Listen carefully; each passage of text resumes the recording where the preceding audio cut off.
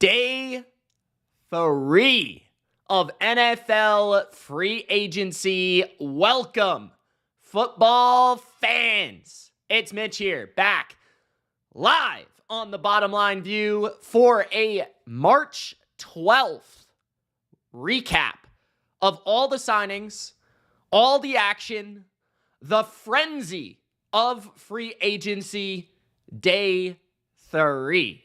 Now, today, kind of the highlight,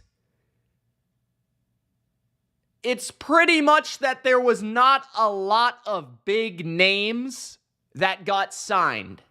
There were a lot of minor moves, like a lot of minor moves, and we're going to discuss the biggest moves and try to look at the teams that have been the most active. If you guys want me to talk about a specific signing, let me know in the chat.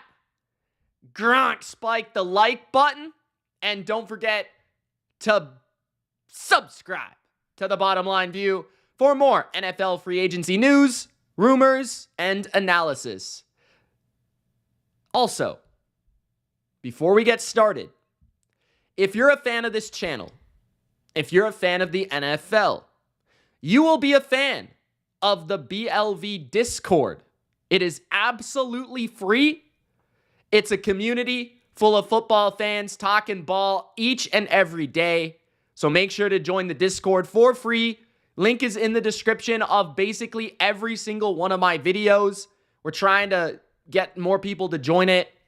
We have a good amount of people in there, but we're trying to freshen up and add some new blood. I don't usually promote it. It's pretty secretive, but that's where I like to throw out all of my links to my Bleacher Report stuff, my new videos, my tweets, all that sort of stuff to keep up to date with the BLV. So join the BLV Discord if you're not in there already. Let's get started, guys. Shout out to Andrew, Christian, Jerome, Daniel, Cole, Torin. Torin says he's a big fan. Thank you, man. Cole says he can't wait. Let's go, bro. Let's go. Let's have a good time. So where should we begin? I think where we should begin is the Dallas Cowboys. So that's where I'm going to begin. They made actually 2 trades in one day, which is pretty crazy if you know the Dallas Cowboys.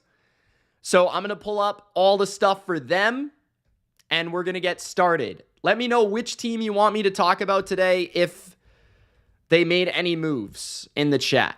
All right. Also, let me know if the link to the Discord is in the description, or else I'll put it in the description. Christian says, so Mitch, I got a question. Christian, what's your question, homie? Give me the question. Don't be scared. Don't be scared, guys. All right.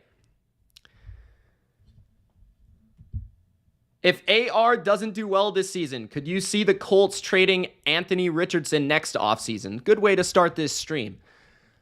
Yes. I don't think he'll get traded this offseason. There's been some rumors floated out there about that potentially happening. I don't see that happening. I think they're going to give him every opportunity to be the starter one more time in 2025. And if it doesn't work out, I think he will get traded. I think it will be kind of similar to Trey Lance with the 49ers.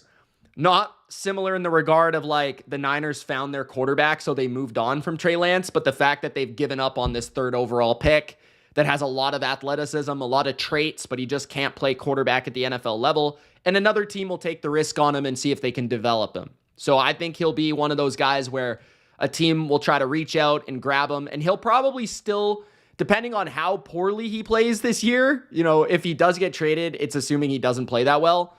So he'd probably still go for like a 4th round pick next year, even if he doesn't play that well, just because he's so freakish.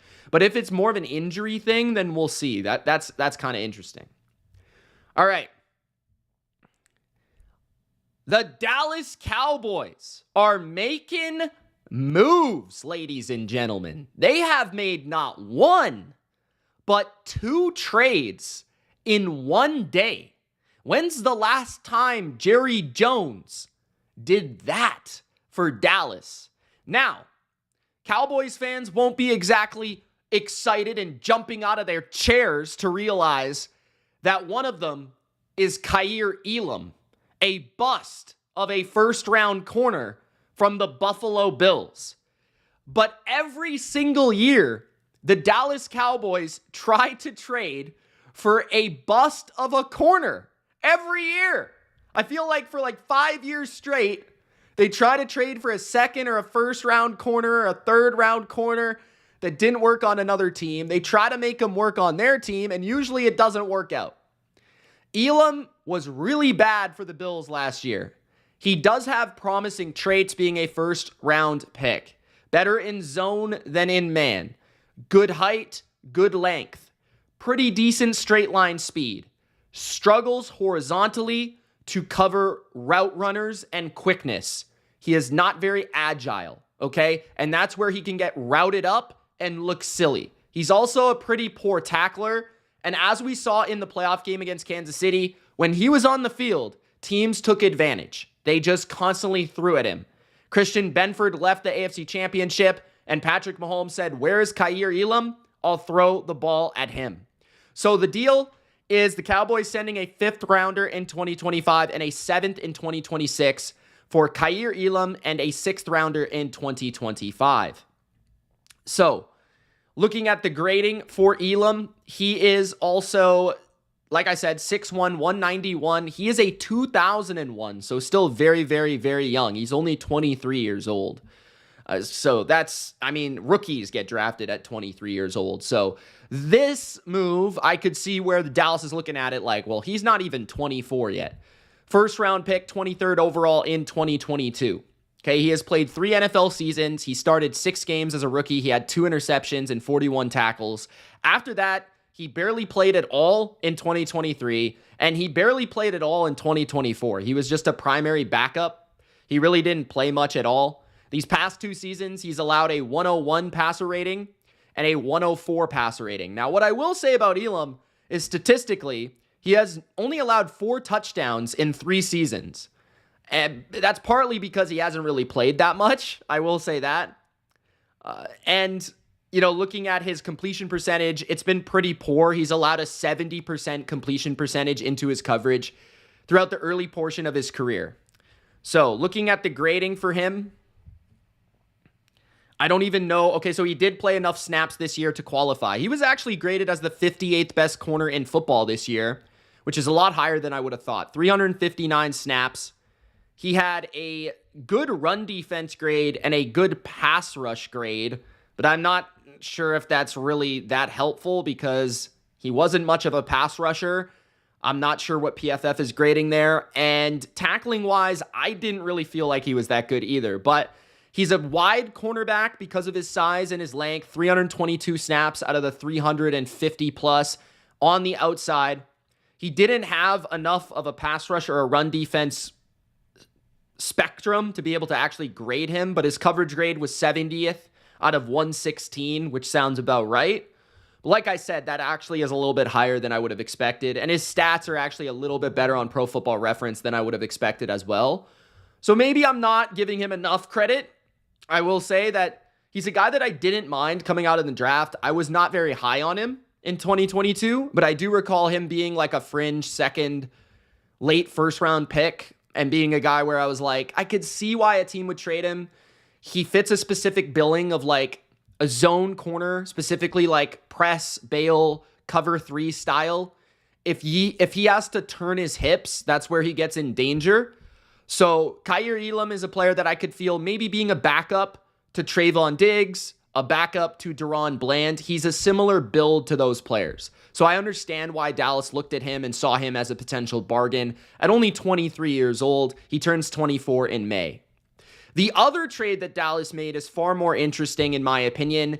Kenneth Murray, linebacker from the Titans. Okay, a swap of late round picks was the deal. I don't have the exact details. If anyone in the chat can get me those, I'm not exactly sure, but Kenneth Murray had his best NFL season last year as a member of the Titans. He's also a former first round pick Also 23rd overall, weirdly enough. In the 2020 NFL draft, 6'2", 241, good thickness and size to him.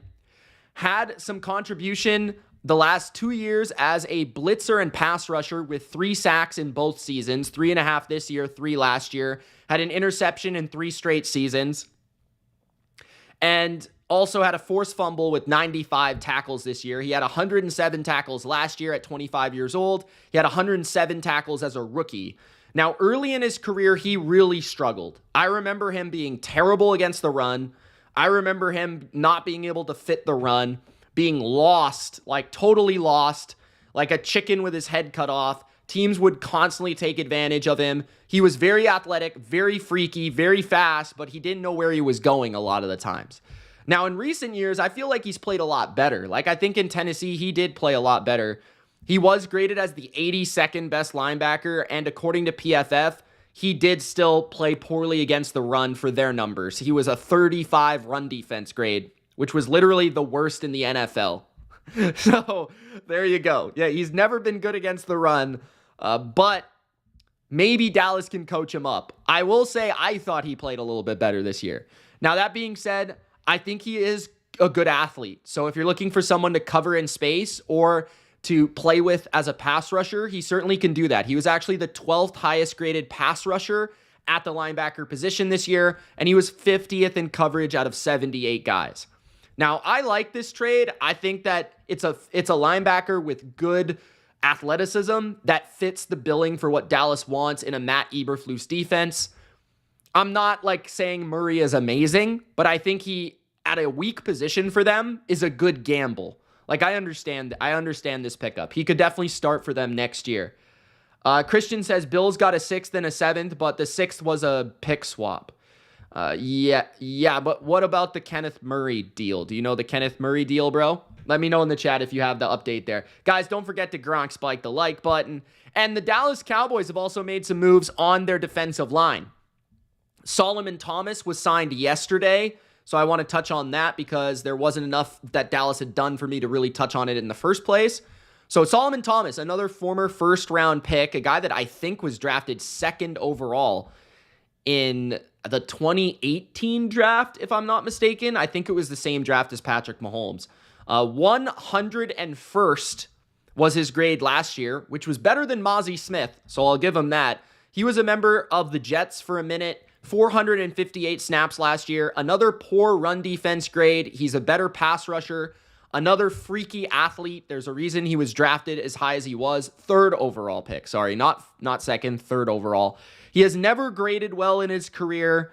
126th last year, 101st this year, 99th in 2022, 96th in 2019. His best grade was actually his 2nd season at 68th with the 49ers. He played quite a few snaps, though. 6'2", 256. He's undersized as a defensive tackle. I do wonder if they'll play him as a defensive tackle. He does have some freakish strength for that position, being that he is so small. We'll look a little bit deeper into him because he is a relatively big name that's been floating across the NFL for a minute. Solomon Thomas. So he's been in the league since 2017.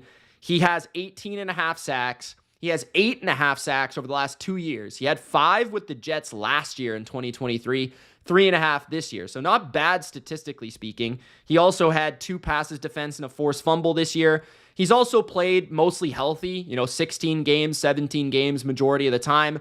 There's not much development that can really be had with this player at this point, I don't think, because he's just played so much. So I don't really see the sense of like signing him for development. I think he's just a rotation player. But maybe they see him as a sub-package defensive tackle, something like that. That's probably how I would look at him. So let's look at his numbers from last year. I've got to look at the Jets, not the Dallas Cowboys. So Solomon Thomas had 22 pressures.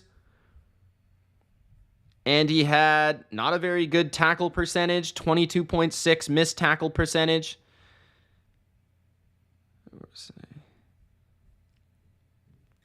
I lost him. Where is he? Sometimes I can lose the spots here. 17 tackles. Okay. 4 sacks, 16 hurries. All right. So, yeah, he's going to be a depth player. Right now, they've got Osa Digizua, who's their best D tackle. Mozzie Smith, who they're hoping for development. First-round pick in 2023. Linval Joseph is a free agent. And Solomon Thomas right now slots in as their third D tackle. So that's Solomon Thomas. And their final pickup that I want to talk about is Peyton Turner, another former first-round pick who has barely produced anything in the NFL. He was a late first-round pick by the New Orleans Saints in 2021. 28th overall, 6'6", 270. Now, what I realize about this move is he is in the same profile as a Dorrance Armstrong or as a DeMarcus Lawrence. He has the same size, the same weight, the same height, the same length. So maybe Dallas views him as a potential project that they can build up. He has not played too much. He's actually never started an NFL game. He's played in 31 games, but according to Pro Football Reference, he's never been a starter. His career high is last year's 2 sacks and 21 tackles.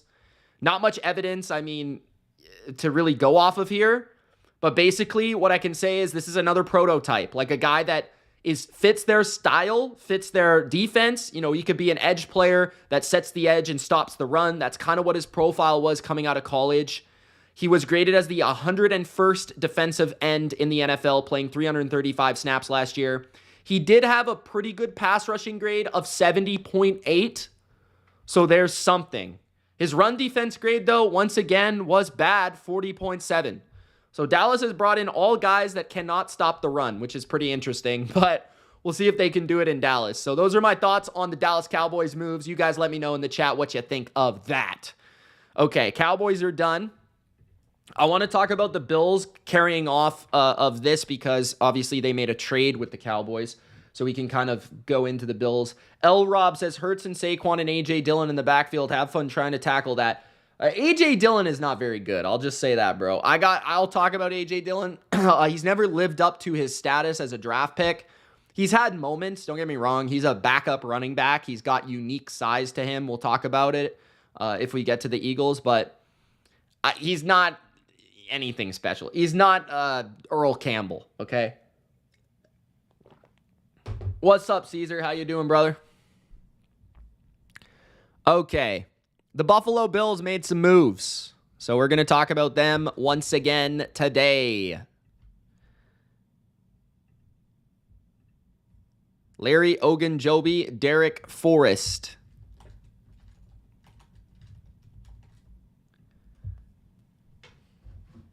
Guys, like the video. It helps the channel. It helps more people find this live stream. Let's go with the Dallas Cowboys to the Buffalo Bills now. Okay. The Buffalo Bills finally got rid of Kaiir Elam. Congratulations, Buffalo. You've made the right decision.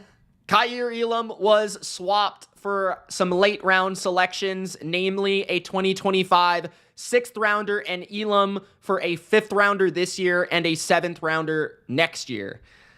Elam off the depth chart for the Bills. They move on from their first round mistake. A pretty bad draft pick by Brandon Beane. We'll see if he can do something in Dallas. If you want further information on Elam, check out what I said about the Cowboys. Now, let's dive into what the Bills did right. That is signing Larry Ogunjobi to a 1-year, $8.3 million deal with $8 million guaranteed. The deal also includes incentives that could make the deal worth up $10 to $10 million. Now, I like this addition of Larry Ogunjobi with the Bills further increasing their depth of their defensive line. Ogunjobi probably won't be a starter on this team as they do have Ed Oliver and Daquan Jones, but I wouldn't be shocked if Ogunjobi actually played more than Daquan Jones in 2025. He's 6'3", 305. He's been in the NFL for a minute as a former 3rd-round pick of the Browns in the 2017 NFL Draft. He's 30, turning 31 this year. He's played for the Browns, the Bengals, and the Steelers in the last 3 years for the Steelers. His marquee season was with the Bengals, having 7 sacks and 49 tackles in 2021. He is a defensive tackle with a well-rounded skill set, okay?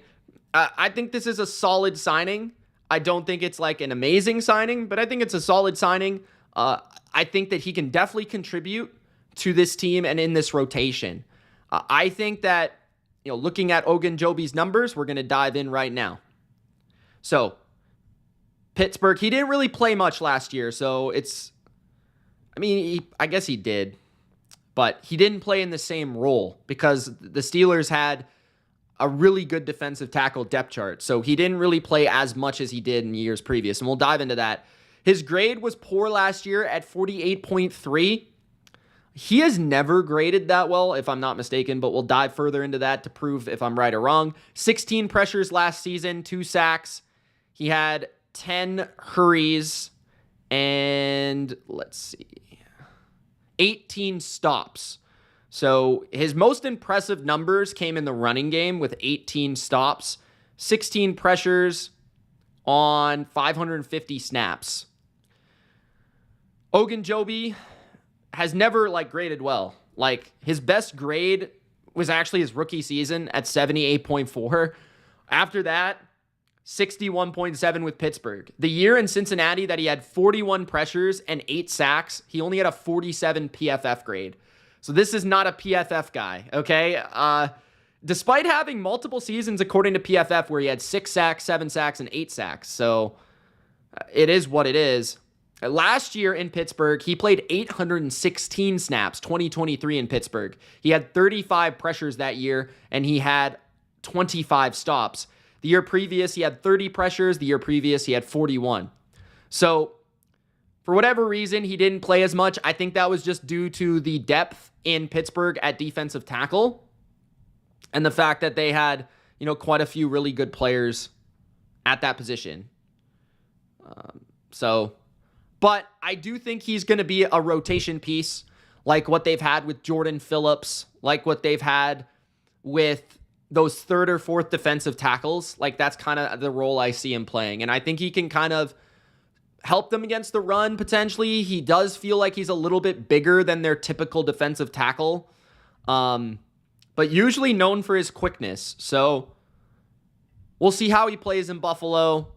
I think Pittsburgh didn't need him back. It is interesting how much money he got, though. He is well known. He is well thought of, right? So 550 snaps would have been third on the team for Pittsburgh. So he was Pittsburgh's third defensive tackle last year. That makes sense. That's what I thought.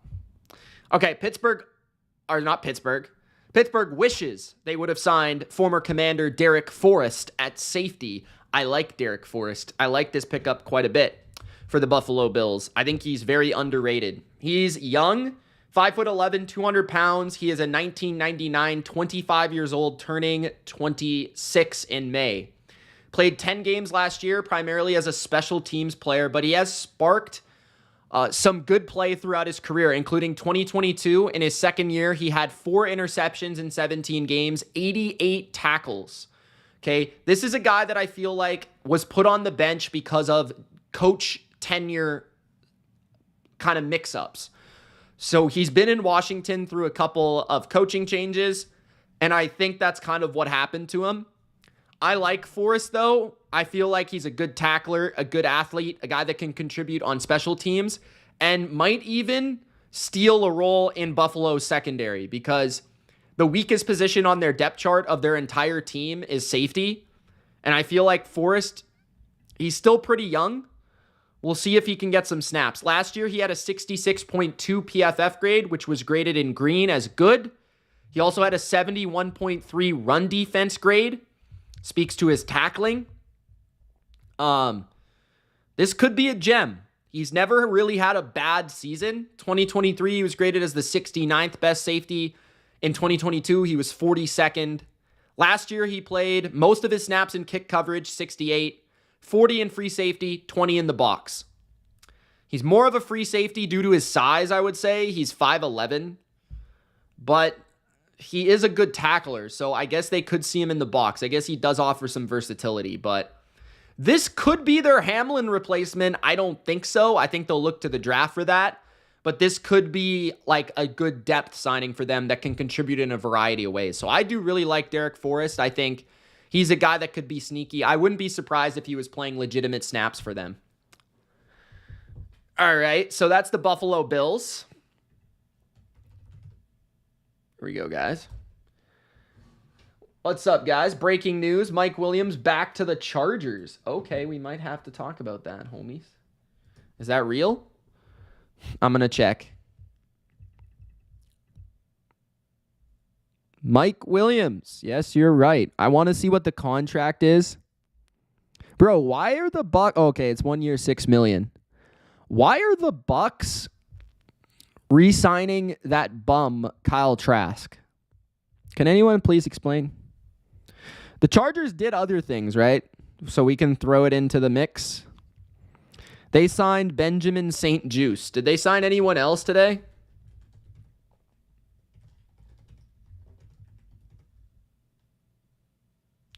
Yeah, L. Rob, I like to give the context because some people do enjoy hearing about the grades. And I think I do a good enough job of kind of sprinkling in the grades with my own opinion. I think. But you guys let me know if I should change. All right, let's go to the Chargers because we got some breaking news. Chargers! They're calling an old friend. Hey, Mike. You want to come back and play with Herbert? Yes, sir. Mike Williams is back in the building. Back to Hollywood. He's about to bolt up. Mike Williams has signed a 1 year, $6 million deal with the Los Angeles Chargers. Back catching passes from none other than Justin Herbert. Now, this is the ideal location for Michael Williams because I think this is the ideal quarterback for Mike Williams. Now, whoever did the Pro Football Reference page for Mike Williams needs to be fired. That picture is absolutely egregious. If you guys want to look that up on your own, my goodness gracious, get the man a new picture. Holy smokes. 6'4", although he looks like he's 6'10". 218 pounds. He is 30 years old. Wow, I feel old. A first-round pick, 7th overall in 2017. He has been an 1,000-yard receiver twice in his career. He has dealt with injuries that have ended his seasons multiple times, but he played with the Chargers every year of his career until last year. Last year, he showed a clear drop-off in his explosiveness and his play, playing for the Jets at first for only 166 yards and 12 receptions. He got into the doghouse with the Jets and Aaron Rodgers, which didn't really allow him a fair chance or a fair crack to perform. He then got traded to the Steelers, where he really didn't do much. He only had 9 catches for 132 yards and a touchdown and played as a 3rd or 4th receiver on a bad wide receiver depth chart. So just basing it off of last season, 298 yards in what he actually ended up starting 5 games and playing 18 games, only 298 yards. That's not very good. He might be washed. But that being said, the year before, he was coming off 249 yards in 3 games. He almost had more yards in 3 games than he did in 18 in 2024. So my question is, can he get back to halfway? Can he recoup and rejuvenate and, recover from the knee and all that sort of stuff, have another offseason to rebuild himself up physically, and then maybe he can provide some sort of spark to the Chargers offense. He is a massive perimeter receiver that can go up and catch the football. And Justin Herbert and him have a great rapport. And even if he's just a guy that can help them play on the outside in the red zone and on 3rd down occasionally and catch a one-on-one contested pass, that's all they really need. I mean, that's a guy that they could use. They didn't have a perimeter guy that had reliable hands that could make a play one-on-one. Quentin Johnston was a speed threat, but his hands were inconsistent. Ladd McConkey's phenomenal, but he's a slot player. So Mike Williams can contribute in a way that they don't currently have on their roster right now. And we know that this guy has been great in his past.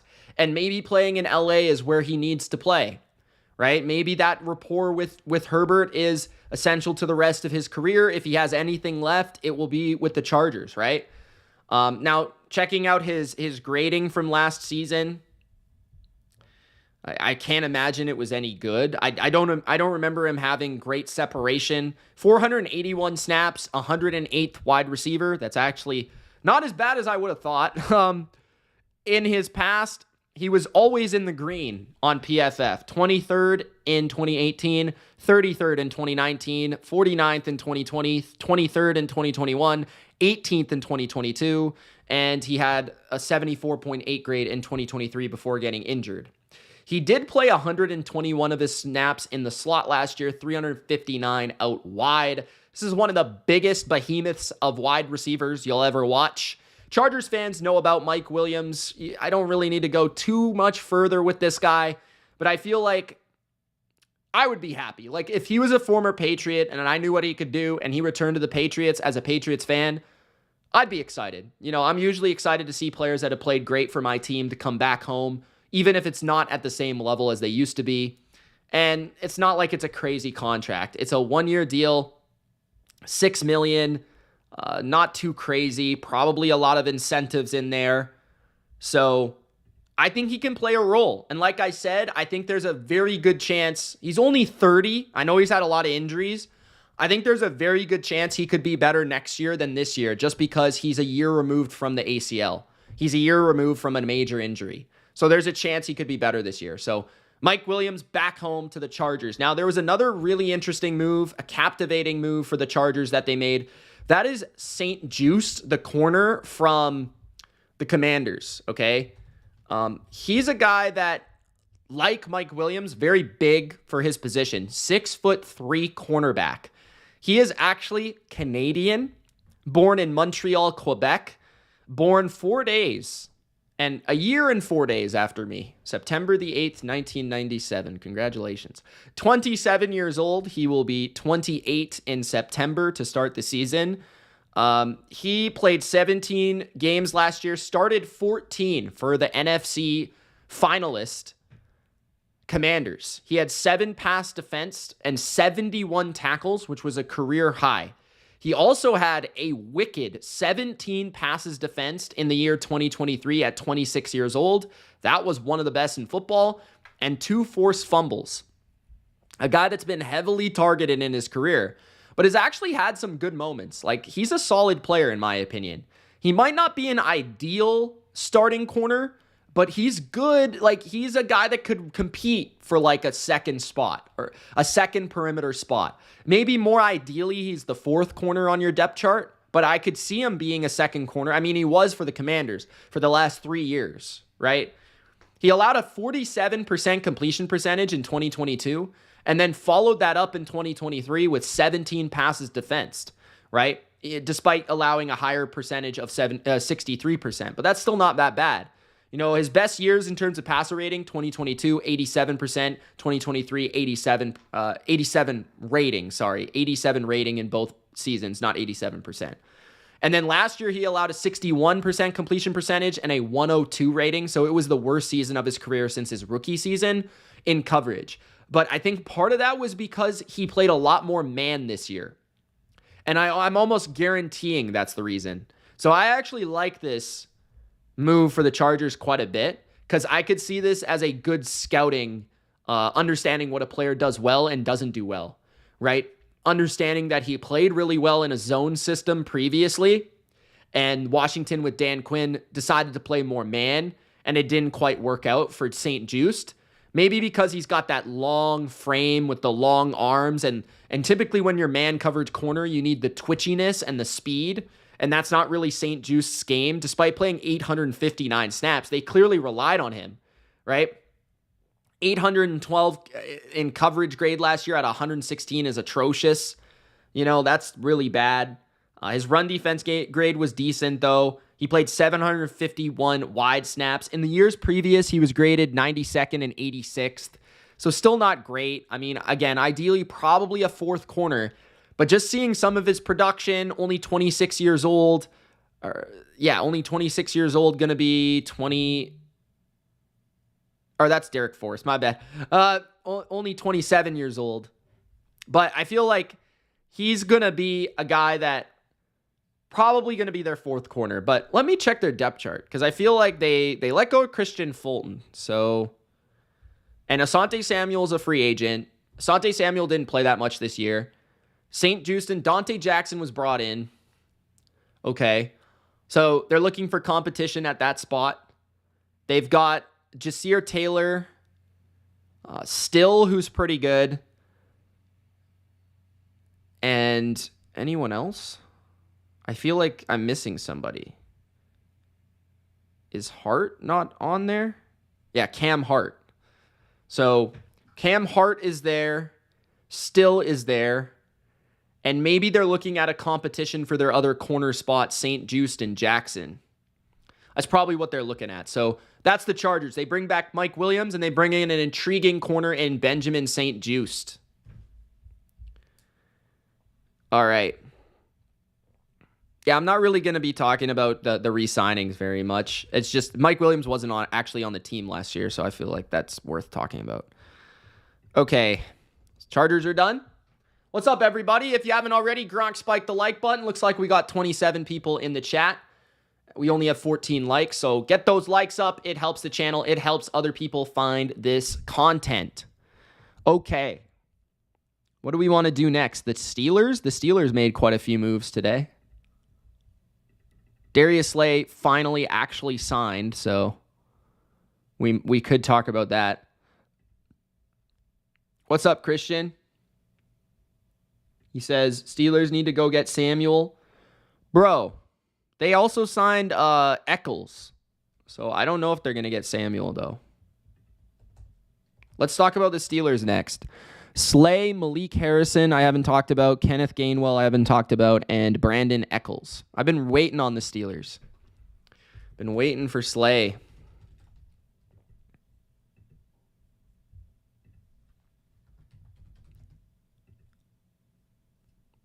We'll talk about the corners first. Then the linebackers.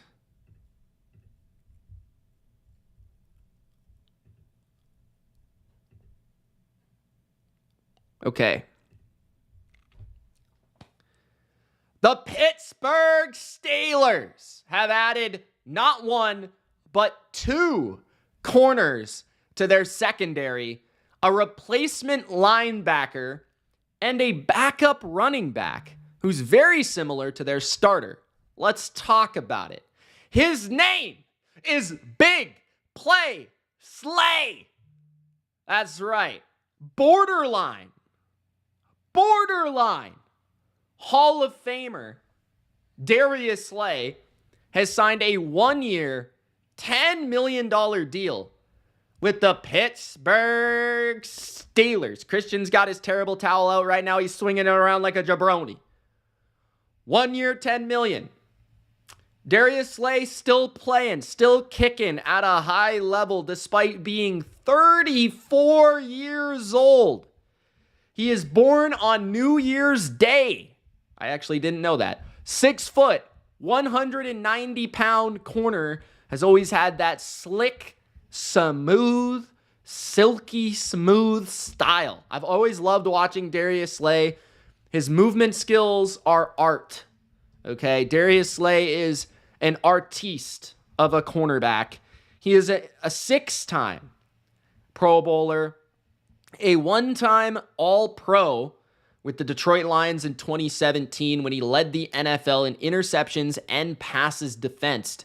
In fact, he has 1, 2, 3, 4, 5, 6, 7, 8, 9 seasons with 13 plus passes defensed, which is crazy.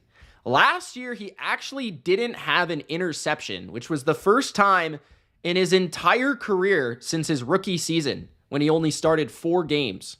So since he became a starter in the NFL, it's the only time that hasn't happened. But he did have an interception in the playoffs for the first time in his career against the Green Bay Packers. He also led the playoffs with 5 passes defensed, and he had 14 tackles in the playoffs last year.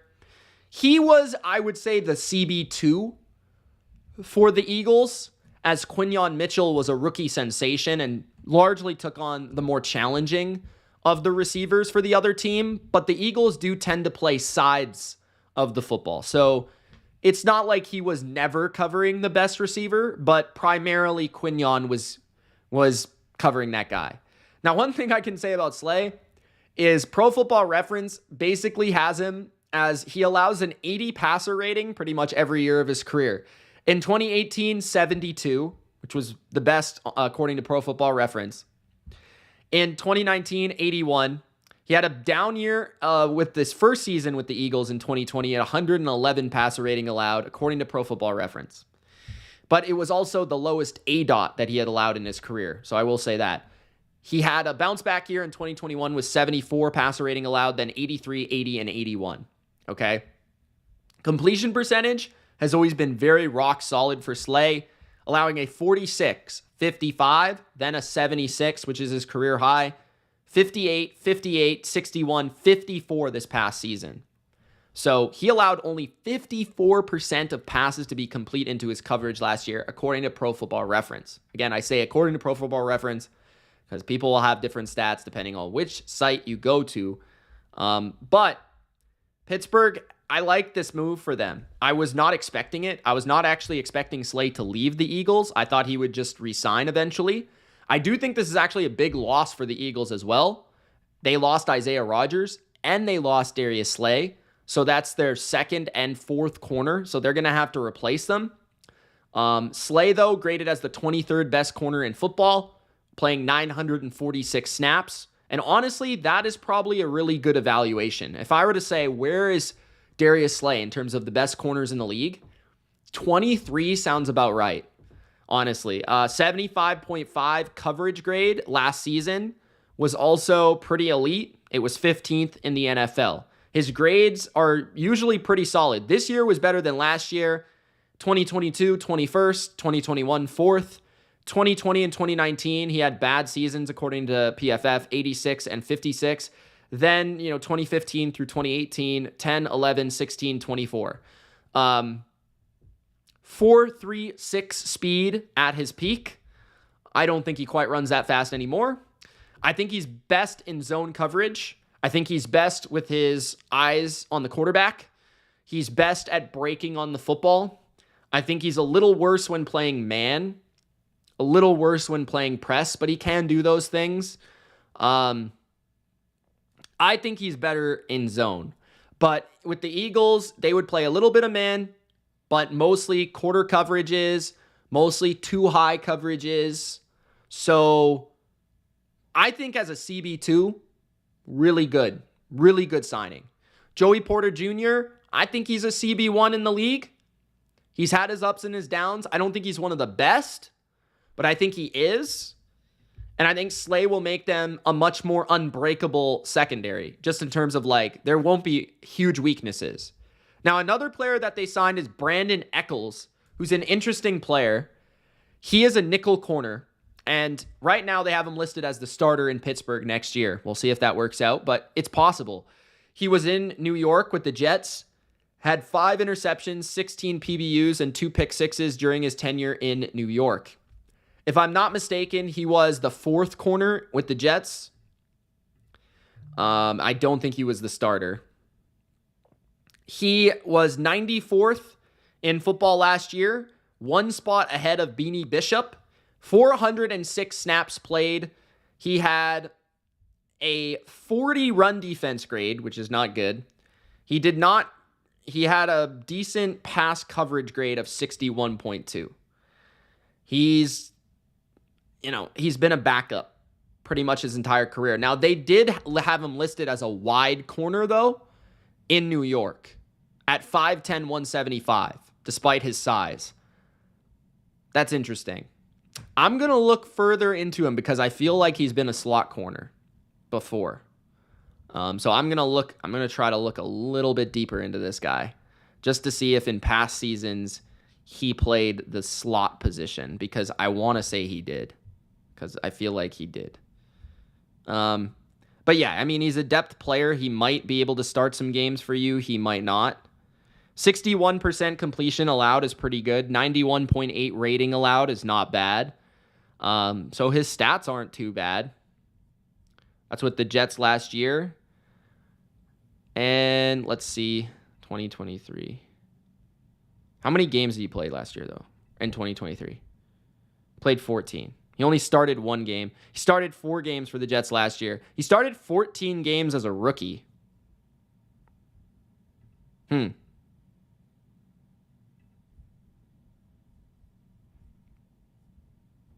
I find Eccles? Okay. For the Jets, 2023. Give me the snaps, bro. I want the snaps. Where do I find the snaps? This is actually really interesting to me. I don't know why. I can't find it. Where is it? Oh, there it is. Okay, there we go. I knew I was right. 2023, he played 112 snaps in the slot. There you go. Gotcha. So he could be a slot corner for Pittsburgh. But last year, for whatever reason, he played outside. So I guess he's got a little bit of versatility. Now let's move to their next signing, which is Malik Harrison to the Steelers on a 2-year, $10 million deal. Gotta say, don't love this move. I think Malik Harrison is kind of a bum. I'm not a huge fan. I thought he was awful in Baltimore, but we'll see what the stats say. 2 sacks, 54 tackles last year. He started 7 games. He's 26, turning 27, 3 tackles for loss, 3 quarterback hits last season. He is a run-defending linebacker. Don't think he's very good in space. Now, I will say he is a depth signing. He's not going to be a starter for Pittsburgh. Their linebacker position is pretty well stacked. He was the 76th graded linebacker last year. Peyton Wilson's going to be a star, as I thought coming out of the draft. That was my favorite linebacker in the draft last year. He was 16th graded linebacker in football. Hire me as a GM.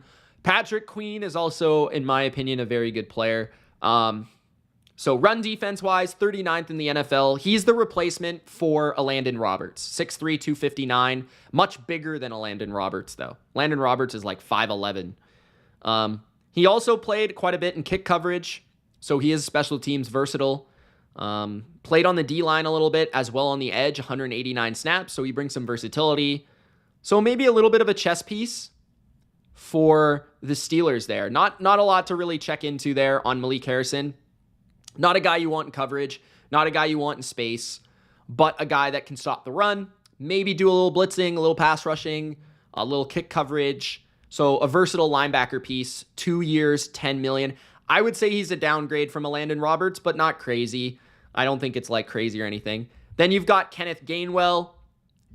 Gainwell is, I like him as a backup, but I kind of feel like he's more of a third running back. So if Pittsburgh does want to draft somebody, I don't think this signing persuades them to not draft anybody. Played 17 games last year, 75 attempts, 290 yards, 1 touchdown. He's a good pass catcher. He's had 30 receptions twice in his career, 16 last year. Was Saquon's primary backup last season. He's smaller, quick, can make some people miss at times. I like the way that he reads the line of scrimmage. I like the way that he hits the hole. I've kind of always liked him. Just the way that he plays. 5'9", 200 pounds, 25 years old, turning 26. 5th round pick in 2021. Not super efficient last season, which I guess is a little concerning considering how good Saquon was. But that might have just been the difference between Saquon and everybody else. Let's see if they did grade him last season. He was the 59th running back in football, which sounds about right. His best season, according to PFF, was his rookie season, 25th. 2023 was 57th. 2022, when the Eagles went to the Super Bowl, 49th. So yeah, I think he's a third-string running back that can do a little bit of everything.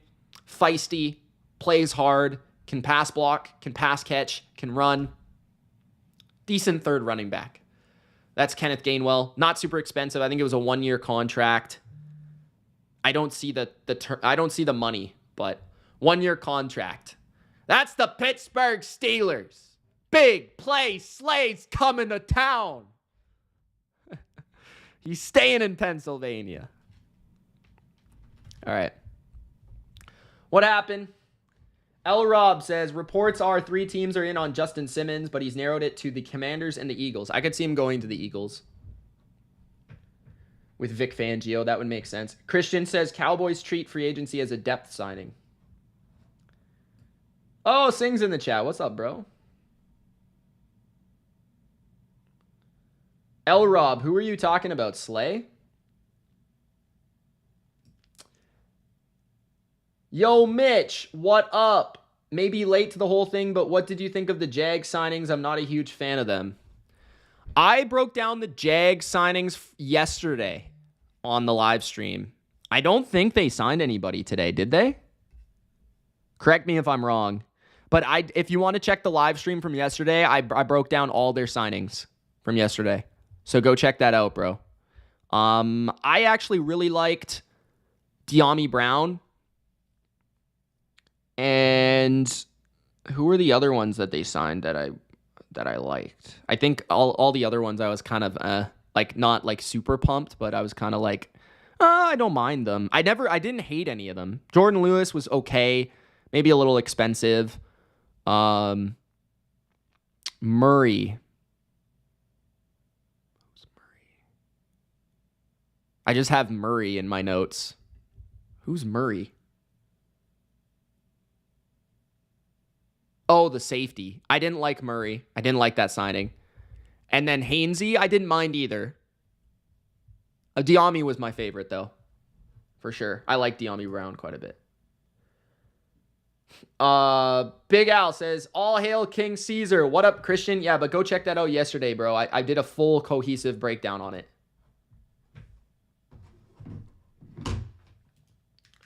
L Rob says, slow play slay. Big Al would never badmouth Darius Slay like that. The Eagles signed A.J. Dillon. Do you guys want me to talk about that or save that for like another day? I don't even know if I'm going to be doing a stream tomorrow, though. Because like I don't know if anyone's going to sign tomorrow. Or like a crazy amount of people.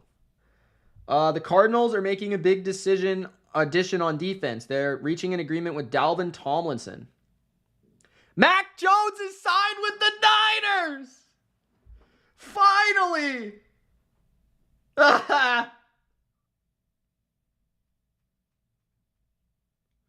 Yo, that's hilarious.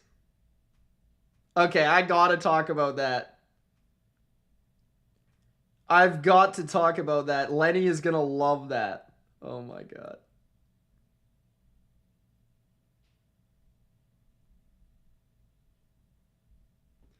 Oh my god. Okay, guys, we got some updates. Gronk spiked the like button, homies. They finally signed Mac Jones. It only took 5 years. Shanahan finally got his guy. I don't pay Brock and have Mac as the quarterback, bro.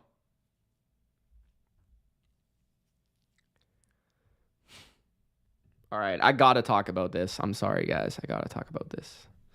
And we'll talk about Trey Brown as well, who also signed with the 49ers.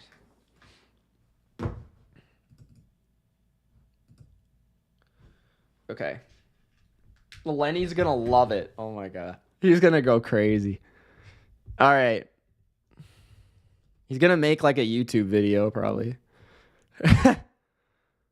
Let's see the quarterback.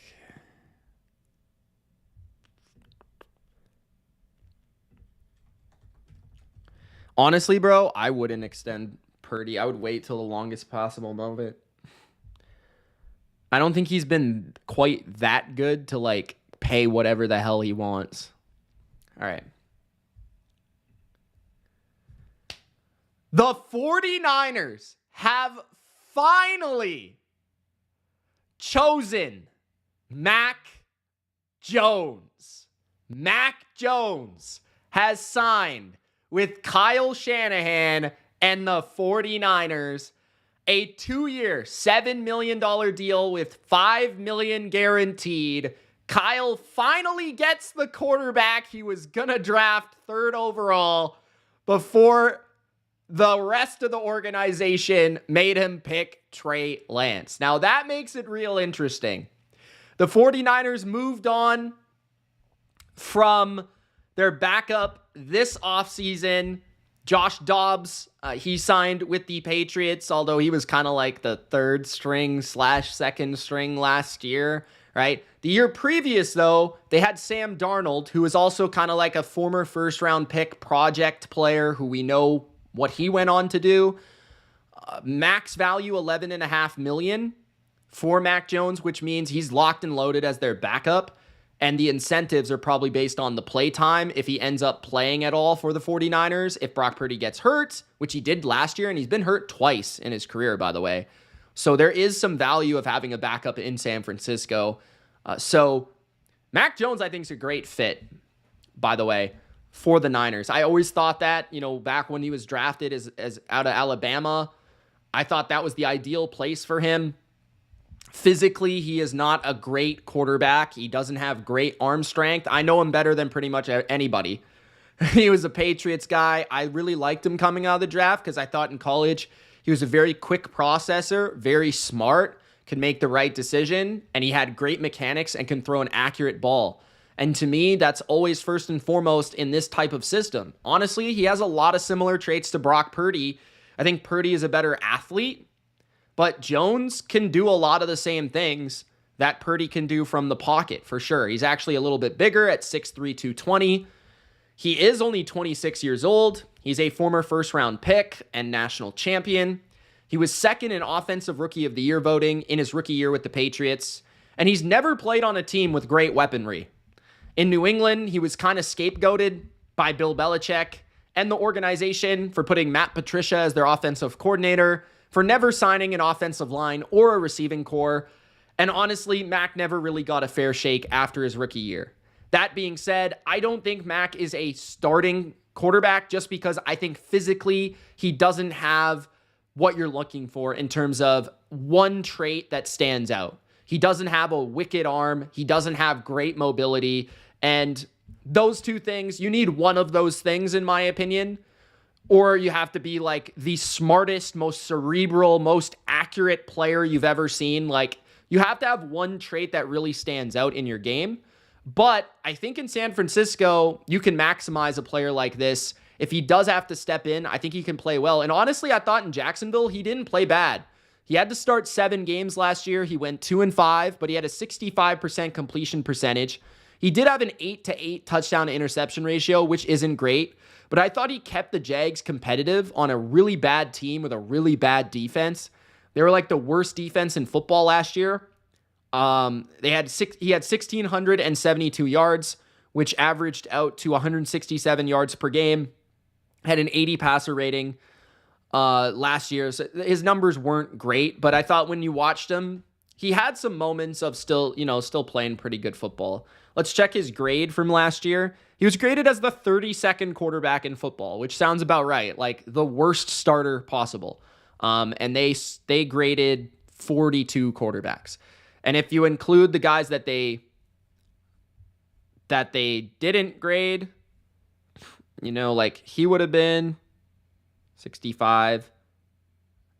Like he would have been probably a little bit higher. But he had a 65 grade. He actually had a 75.4 rushing grade, believe it or not, which was the highest. As a rookie, he was the 12th graded quarterback in the NFL. In his second season, he was 24th. And in 2023 was really the disastrous season where he was 36th. That was the final straw in New England. Bad season for Mac, bad season for the team, bad season for Belichick. He had 10 touchdowns, 12 picks, right? 77 passer rating. Not a good season for him. But in his first 2 years, I actually thought that he could be a franchise quarterback, especially after his rookie year. I mean, he went 10-7. He took the team to the playoffs. He had a 67% completion percentage. He threw 22 touchdowns, only 13 picks. He had a 92 passer rating. And then his second year, he went 6-8. The offense wasn't very good. He lost Josh McDaniels. He had a similar yards per game, a similar sack percentage, a similar yards per completion. His touchdowns went down. His completion percentage went down a little bit in his second year. But honestly, I didn't think, like, if you look deeper into his stats, like with some of the advanced stats, he actually showcased some pretty good stats. So, like, just going back to 2022, not even looking at his rookie year, because I think The rookie year, everybody kind of knows about with Mac, but just looking at 2022, all right? So he was actually 12th in big-time throws in 2022. He had 22 of those. He had 14 turnover-worthy plays, which was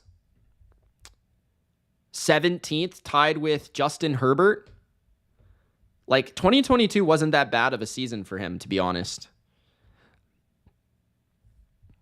So it really was just 2023 where he was really bad. And then last year he was a backup for Jacksonville behind a bad offensive line with no running game and a terrible defense. So you look at Jacksonville last season, I'm just going to look at their team stats. They were 31st in yards allowed defensively, 27th in points allowed. They were last in pass defense. Their run game was 19th in yards per attempt. So they were a bad team.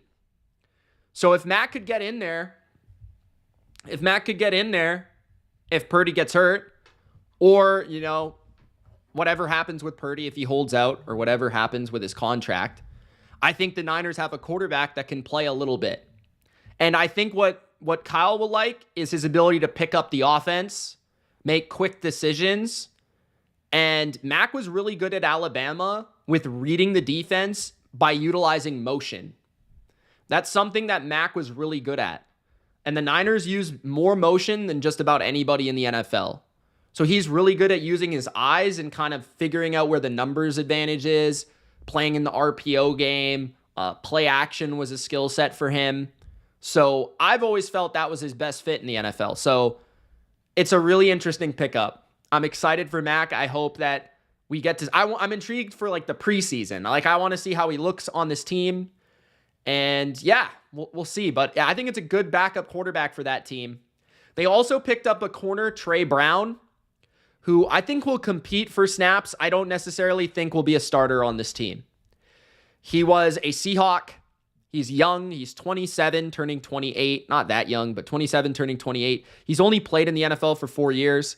He started 10 games over the last 2 seasons for Seattle, 34 tackles in 2023 with 2 picks, 26 tackles last year. He allowed a 124 passer rating in 2024, but a 90 in 2023. He's a perimeter corner, in my opinion, despite his size of 5'10", 185. I'm not sure if there's any crossover between him and Robert Saleh. I don't think so.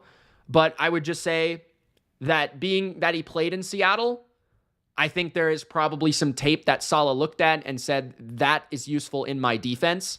And Trey Brown had to obviously switch to a Mike McDonald scheme this past year instead of a Pete Carroll scheme. So his numbers are a lot better in his first 3 years than the last season where he played in a different scheme. So it could be one of those things where Saleh saw how he played in that system and they could take him and maybe use him as a 4th corner or something like that. That's probably what I think he would be, is like a 4th corner for this team. Looking at his grading to finish it off, he was graded he wasn't graded. He didn't register enough snaps. 53.5 was his grade. 290 snaps. In 2023, he was the 70th corner in football. Played 277 snaps out wide for the Seahawks. So, that's the Niners. Mac Jones finally is a 49er. Yeah. All right. Niners are done. L. Rob says Von Miller is in talks with the Packers and the Eagles. Ooh. I like the Eagles. I like all the old Broncos going to the Eagles. Von Miller is still a free agent. Brandon says Jags just let their only good quarterback leave. Team SOS says, can you smell what Mitch is cooking?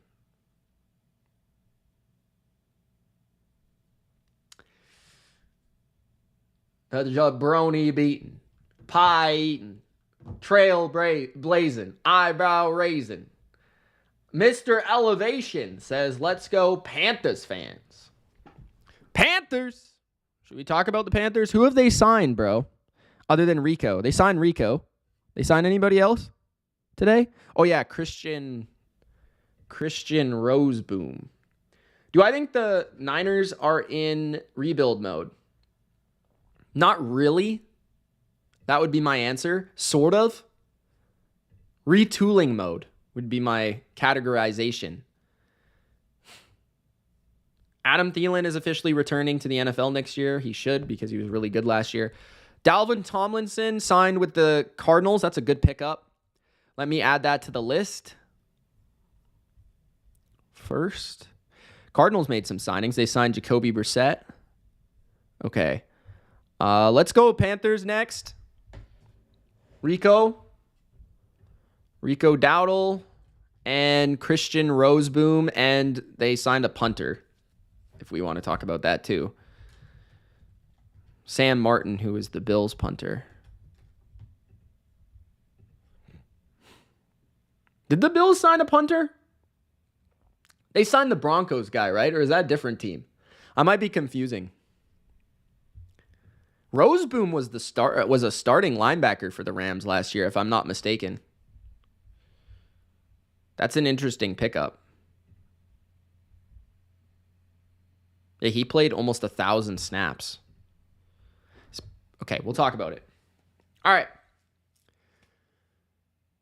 The Carolina Panthers are going to keep pounding the rock in 2025. Why? Because they've brought in Rico Suave, Rico Dowdle. It's a 1 year. $3 million base value for Rico Dowdle. I believe $6 million in total.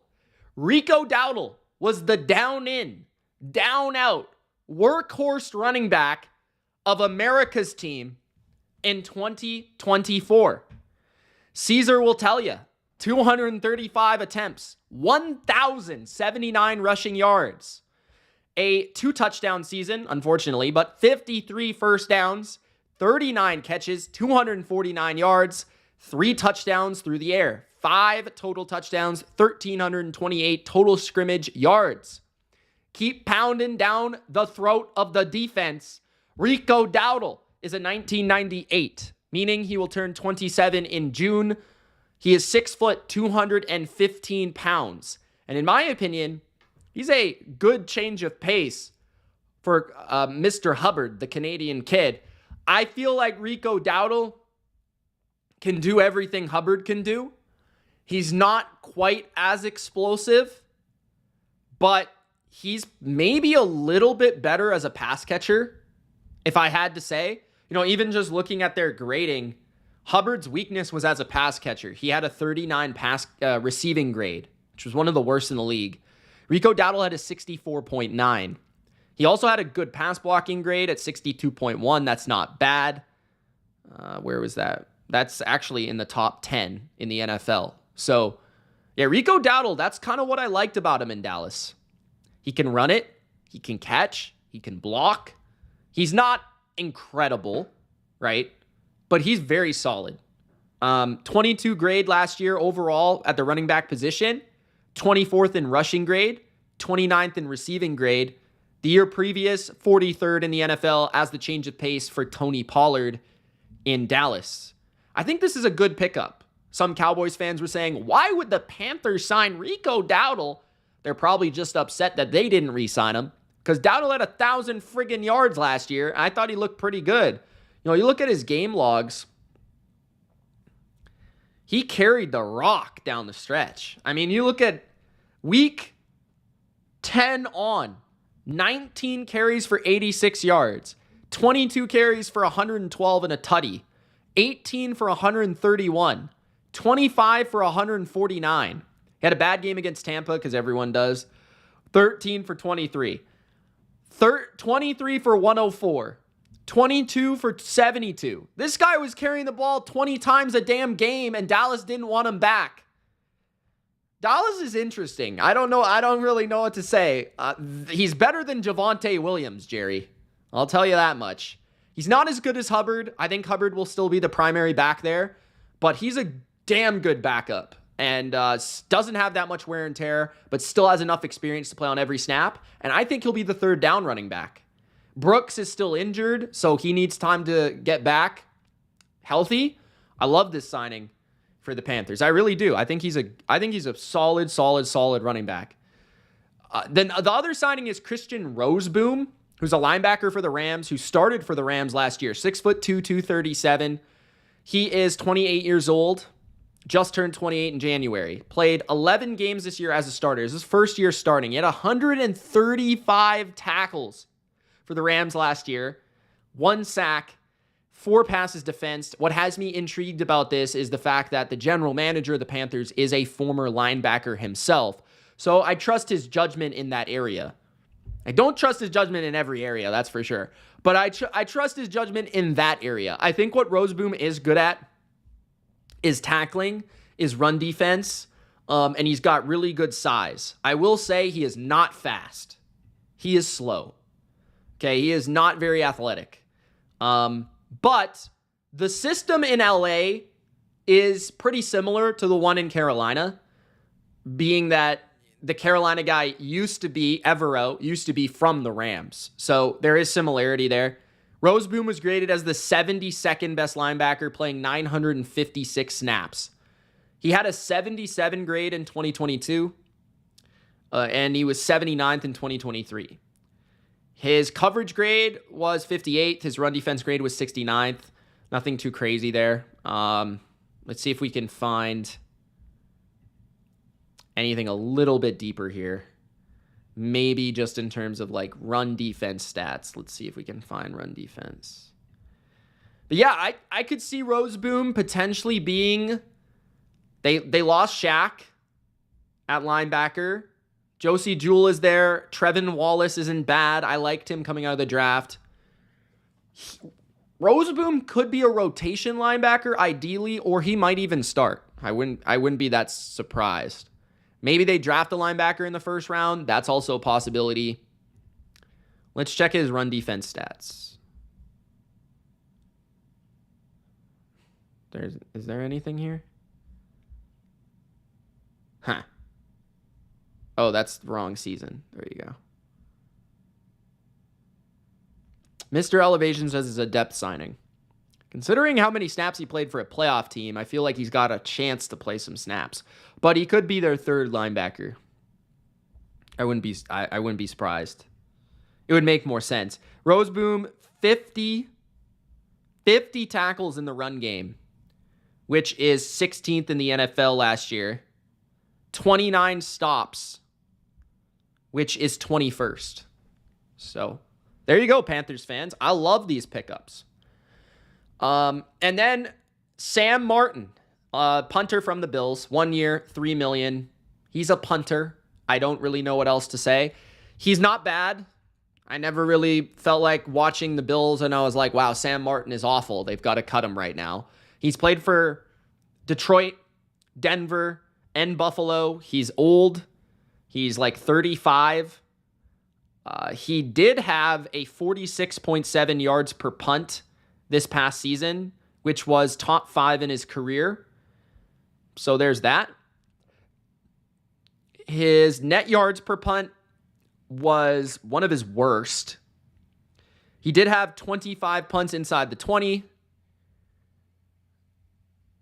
And his net yards per punt was average for his career, 39.8, if any of that matters to you. But Sam Martin, punter for the Panthers. Special teams matters. All right.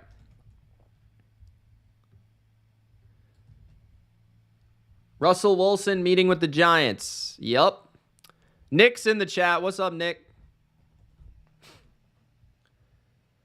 Mike is in the chat. What's up, Mike?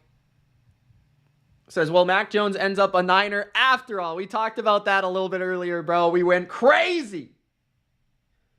You should have saw my reaction, man. Scroll back. If you guys want to see Mac Jones. Gronk, spike the like button if you haven't already. Subscribe. You're a jabroni if you don't. Dakota says, where was Ingram? I haven't talked about Ingram yet. Hold your horses, sir. Yeah, the Panthers need a perimeter wide receiver. The Commies signed like 8 guys, so I got to talk about that. The Bengals signed some pretty interesting players. We could talk about that. There's a lot of depth signings. We could do the Broncos, but I don't think they signed anybody but Evan Ingram today. So we could just do Evan Ingram. It's a pretty big signing. The Jets signed like 5 guys that nobody wanted to sign. We don't need to talk about the Falcons or the Raiders yet, I guess. The Broncos also signed Trent Sherfield, if that matters at all. I talked about Mac, I think, right before I talked about the Panthers. We'll talk about Evan Ingram right now. Hold on, guys. Trent Sherfield. He's like a 4th receiver. You could talk about him, I guess. I like having the combo players. I don't like just talking about one bum. I like talking about a bunch of different players at the same time. Like, I'm not just going to talk about Mike Ford. I'm sorry. That's too much. Washington is doing some work. Okay, Evan Ingram. What do you got to say? Sean Payton has found his Joker. Evan Ingram. The next Jimmy Graham, Michael Thomas, Heath Ledger? We'll find out. Evan Ingram has signed a 2-year deal, $23 million, 16.5, fully guaranteed.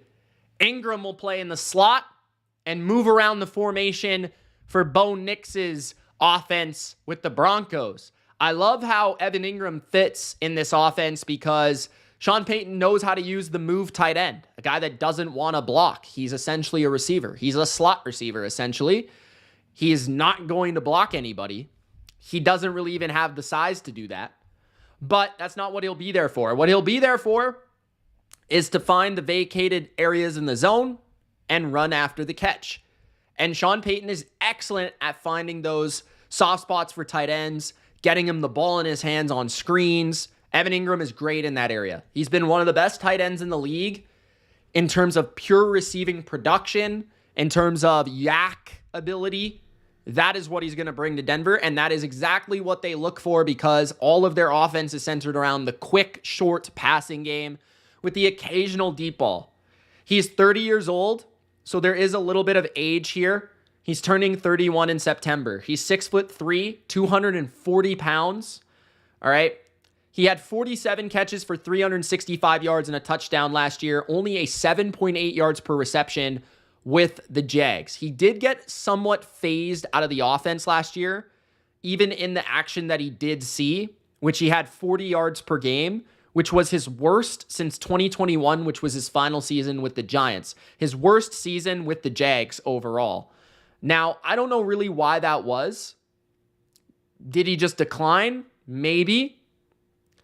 Maybe his explosiveness declined enough, right? His yards per reception was the lowest of his career. And the last 2 years, it's been the lowest of his career. But I think that's more of an offense thing than it is an Ingram thing because in 2023, Ingram had 114 catches. I'm not exaggerating. Evan Ingram had 114 catches last year. Not this season, last season. 114. He had 143 targets. The year before that, he had a career high 73 as well. So he had a career high in 2022. Then he broke his career high and he had 114. 963 yards in 2023 as a Pro Bowler with 4 touchdowns. The year before, 73, 7, 66, and 4. The year before that, with the Giants, it was his worst year of his career, 46 for 408 and 3. He put up a 722 season as a rookie, a 654 season in 2020. He is a two-time Pro Bowler in his career. He also has 16 carries in his career, if that matters at all. Now let's look at his grading. Now, according to PFF, he was still very good last season. 12th tight end in the NFL, according to PFF. An 81.2 pass block grade, which I would not have thought. A 70.2 receiving grade. His receiving grade was 20th. His overall grade, 12th. In 2023, he was the 13th best tight end. In 2018, 6th. In 2022, 20th. He had 172 snaps in line, 127 in the slot. He's going to play everywhere. He's going to move around. Outside, inside, in line, okay? Former first-round pick because he blew up the combine in 2017 of the Giants. Very fast for a tight end, okay? Let's check out further some of his stats in terms of yards after catch because I'm kind of like intrigued by that area of his game. Evan Ingram, the contract being $23 million, 2 years. I'm not sure where that lines up with the rest of the tight ends in the league. That feels fairly expensive, but not crazy for a guy that caught 114 passes a couple years ago. So, in terms of yardage, where is this man? He was 33rd in yards last year because he only played 9 games. 75.8 reception percentage was 25th. Okay, let's look at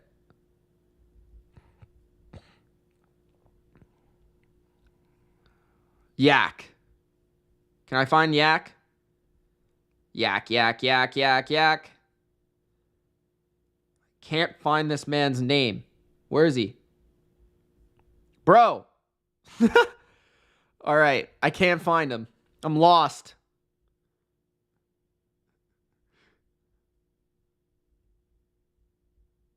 Bro. Pop up. 43rd in Yak last year. In yards per route run, he was 16th.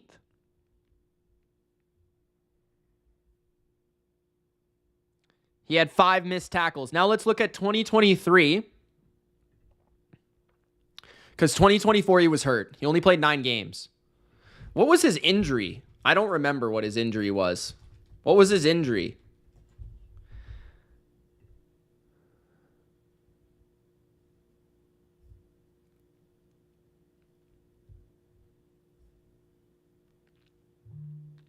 Torn labrum.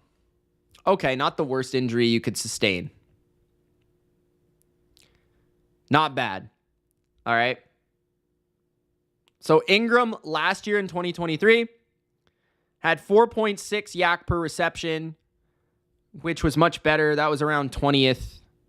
Yards per route run was 1.56, about the same as last year, which shows not much of a drop-off, 9th in the NFL. So it was really just a volume thing for him last year.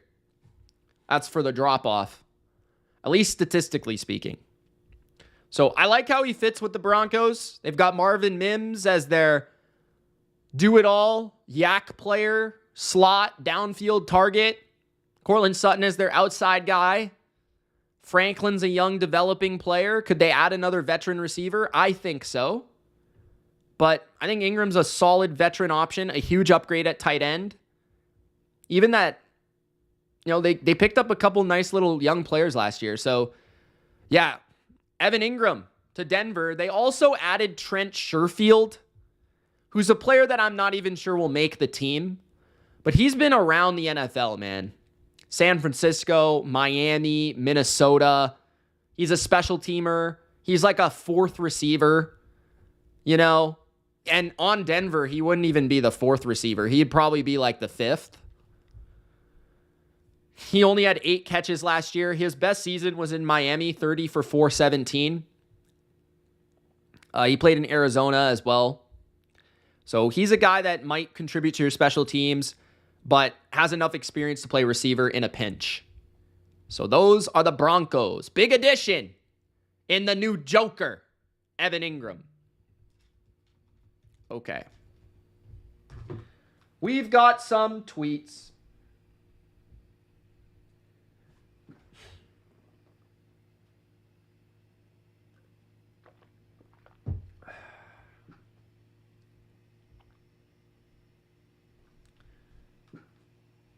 Bye, Sing. SG, I did the Panthers, bro. You missed it. Gronk spiked the like button. Okay. Who should we talk about?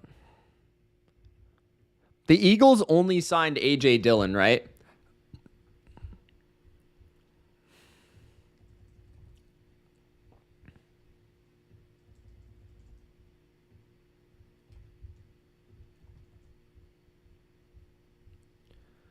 Should we talk about the commies? They signed some Patriots, boy. Let's talk about the commies. Put your hand up if you want me to talk about the commies.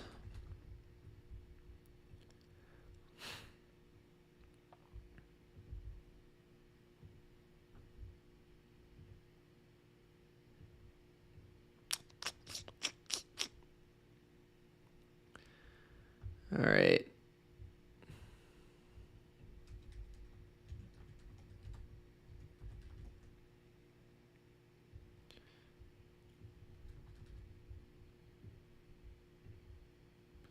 Let's do it.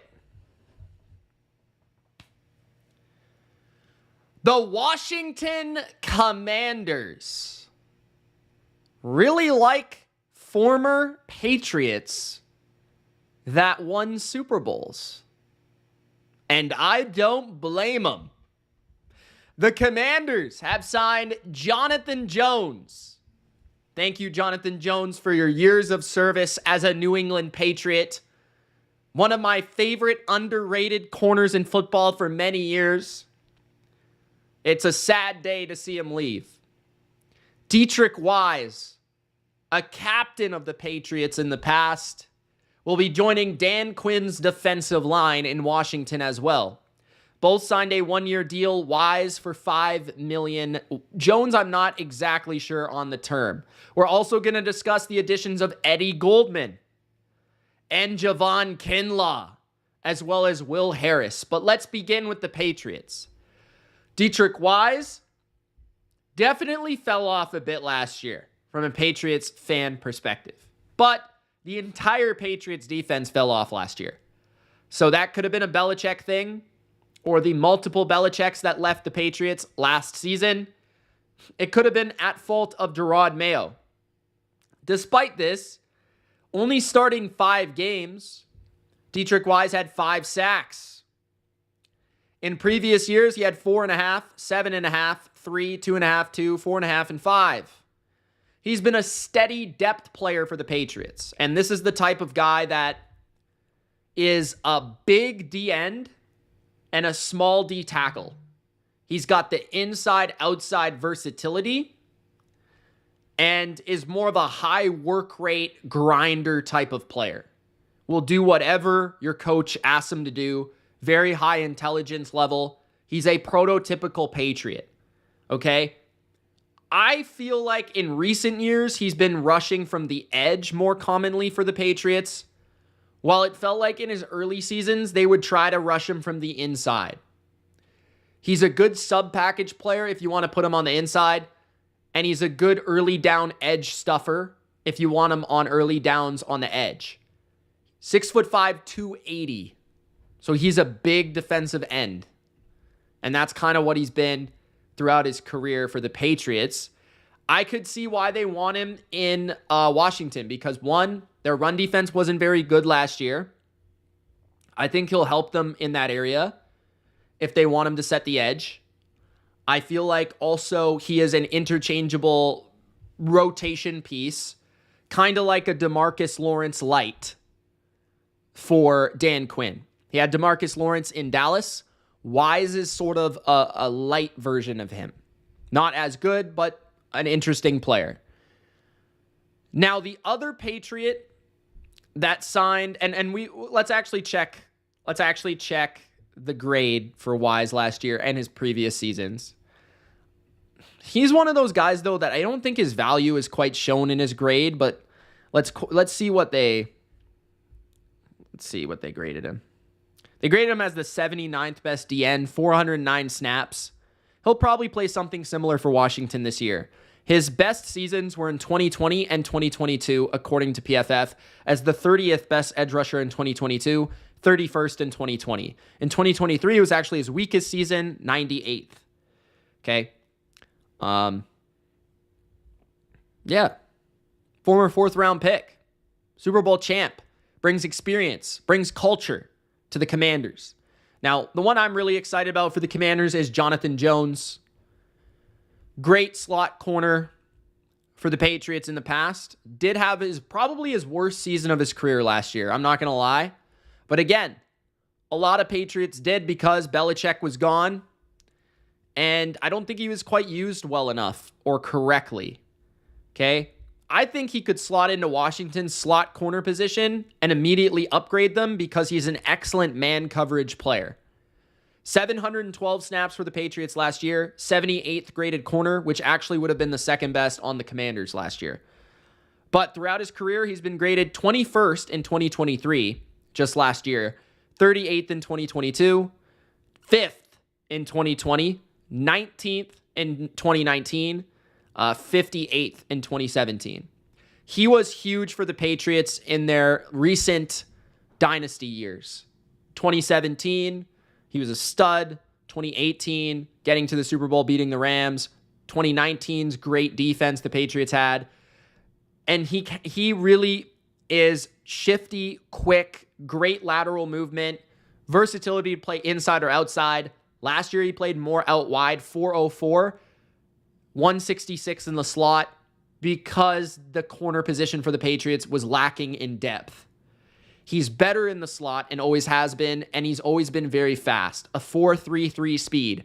This is the guy the Patriots would match up with Tyreek Hill at Tyreek Hill's peak with the Chiefs. That's what Bill Belichick thought of this player.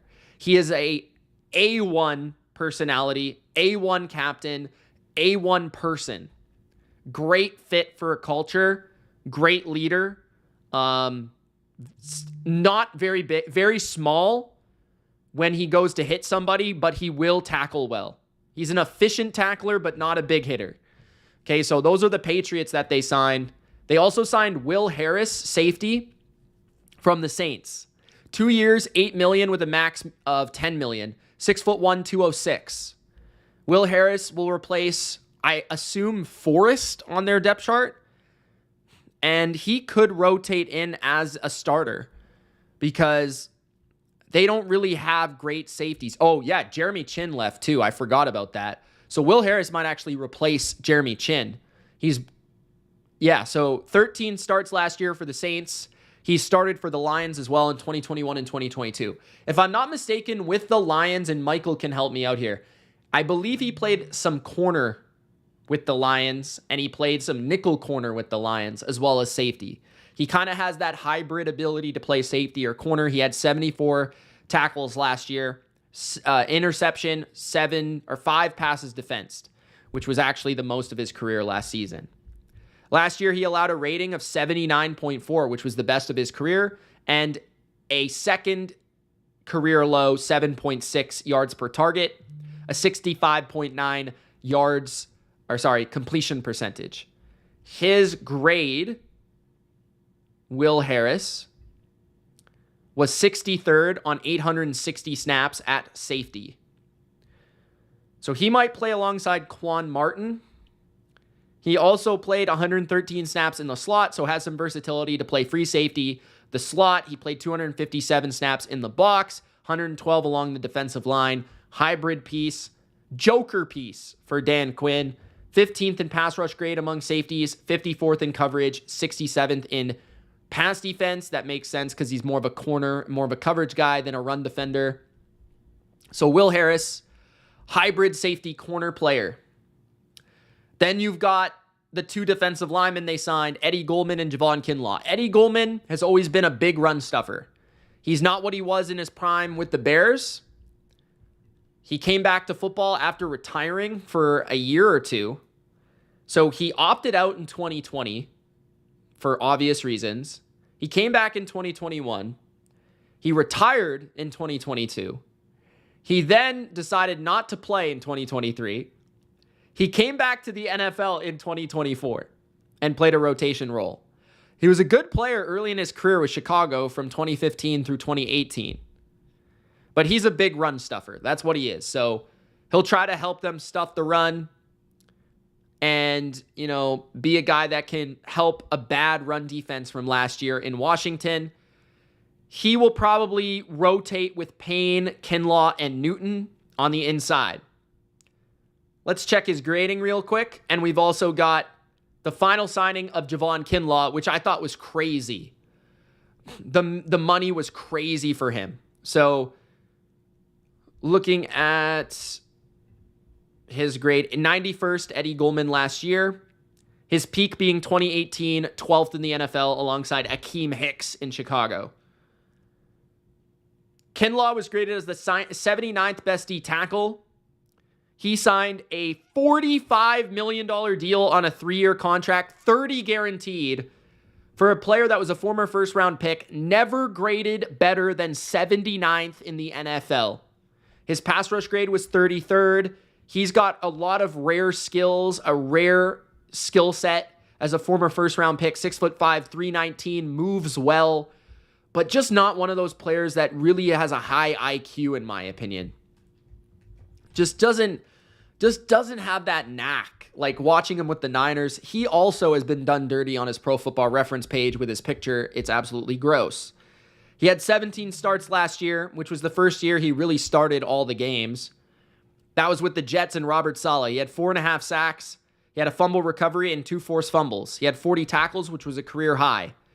So he seems to be getting better and peaking, I guess, but that was just because he played a lot more snaps. He played 697 snaps compared to with the Niners, he played 476.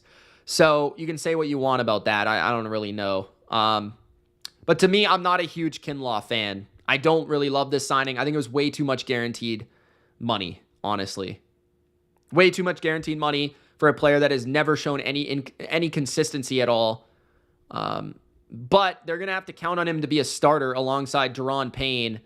He does fit the system because he was drafted by the Niners and he played with Robert Saleh. So obviously he fits Dan Quinn's system. That's not a problem, really. It's just the money and the inconsistency. So let's see where he was in pressures. In pressures, he was 41st with 30. And his PRP was 4.8, which was 74th. Wait, hold on. 4.8 was 46th. So, he doesn't really do anything that well. His pass rushing skill set is a little bit better than his run defense skill set. Don't like that signing. But I love the John Jones signing, like the Dietrich Wise signing for depth and for hybrid versatility. Will Harris is intriguing. Eddie Goldman makes sense. Kinlaw financially, I'm not a fan of. So the former 49er pickups are a little odd. Maybe that does have to do with Peters because he also traded for Debo. So he must be a big Kinlaw guy. I'm not sure. We'll see. All right, that's the Commanders. What's up, Kansas City Chiefs fan? SG, I'm a fan, bro. I like the Panthers. My best friend is a Panthers fan. DeMar Hamlin has re-signed with the Bills. Fair enough.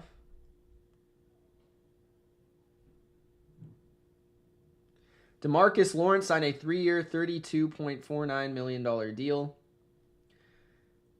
I thought that we already got that information.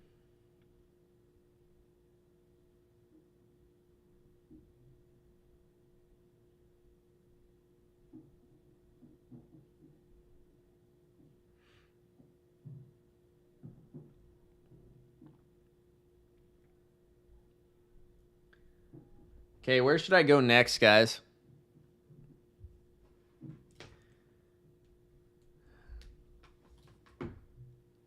Gronk, spike the like button if you haven't.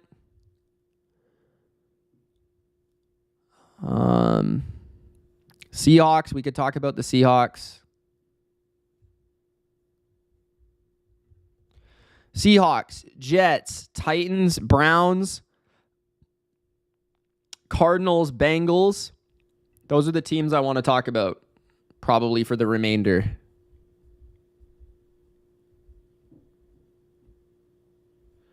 New Orleans? Who did they sign?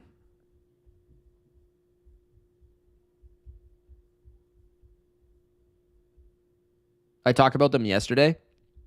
Lions, I did the Lions yesterday.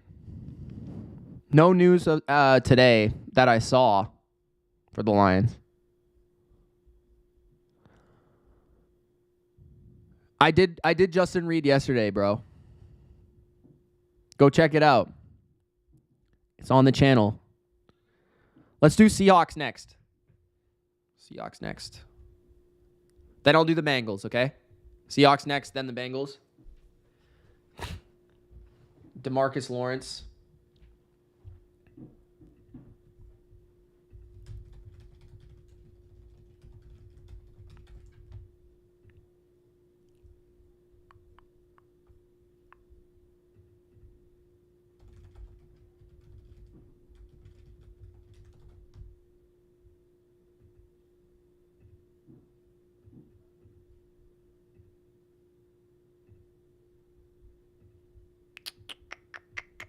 If you haven't said hello in the chat, let me know how you're doing.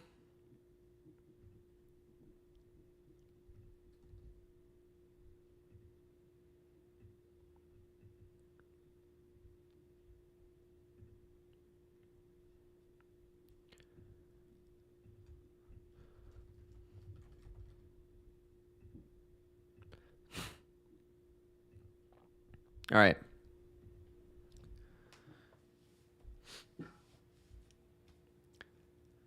The Seattle Seahawks are laying the law.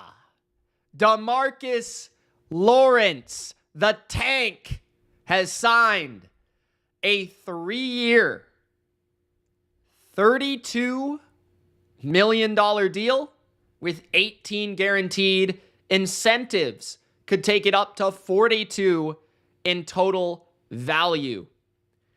DeMarcus Lawrence has been one of the most underrated defenders in the NFL for years. Last year, he did not play very much.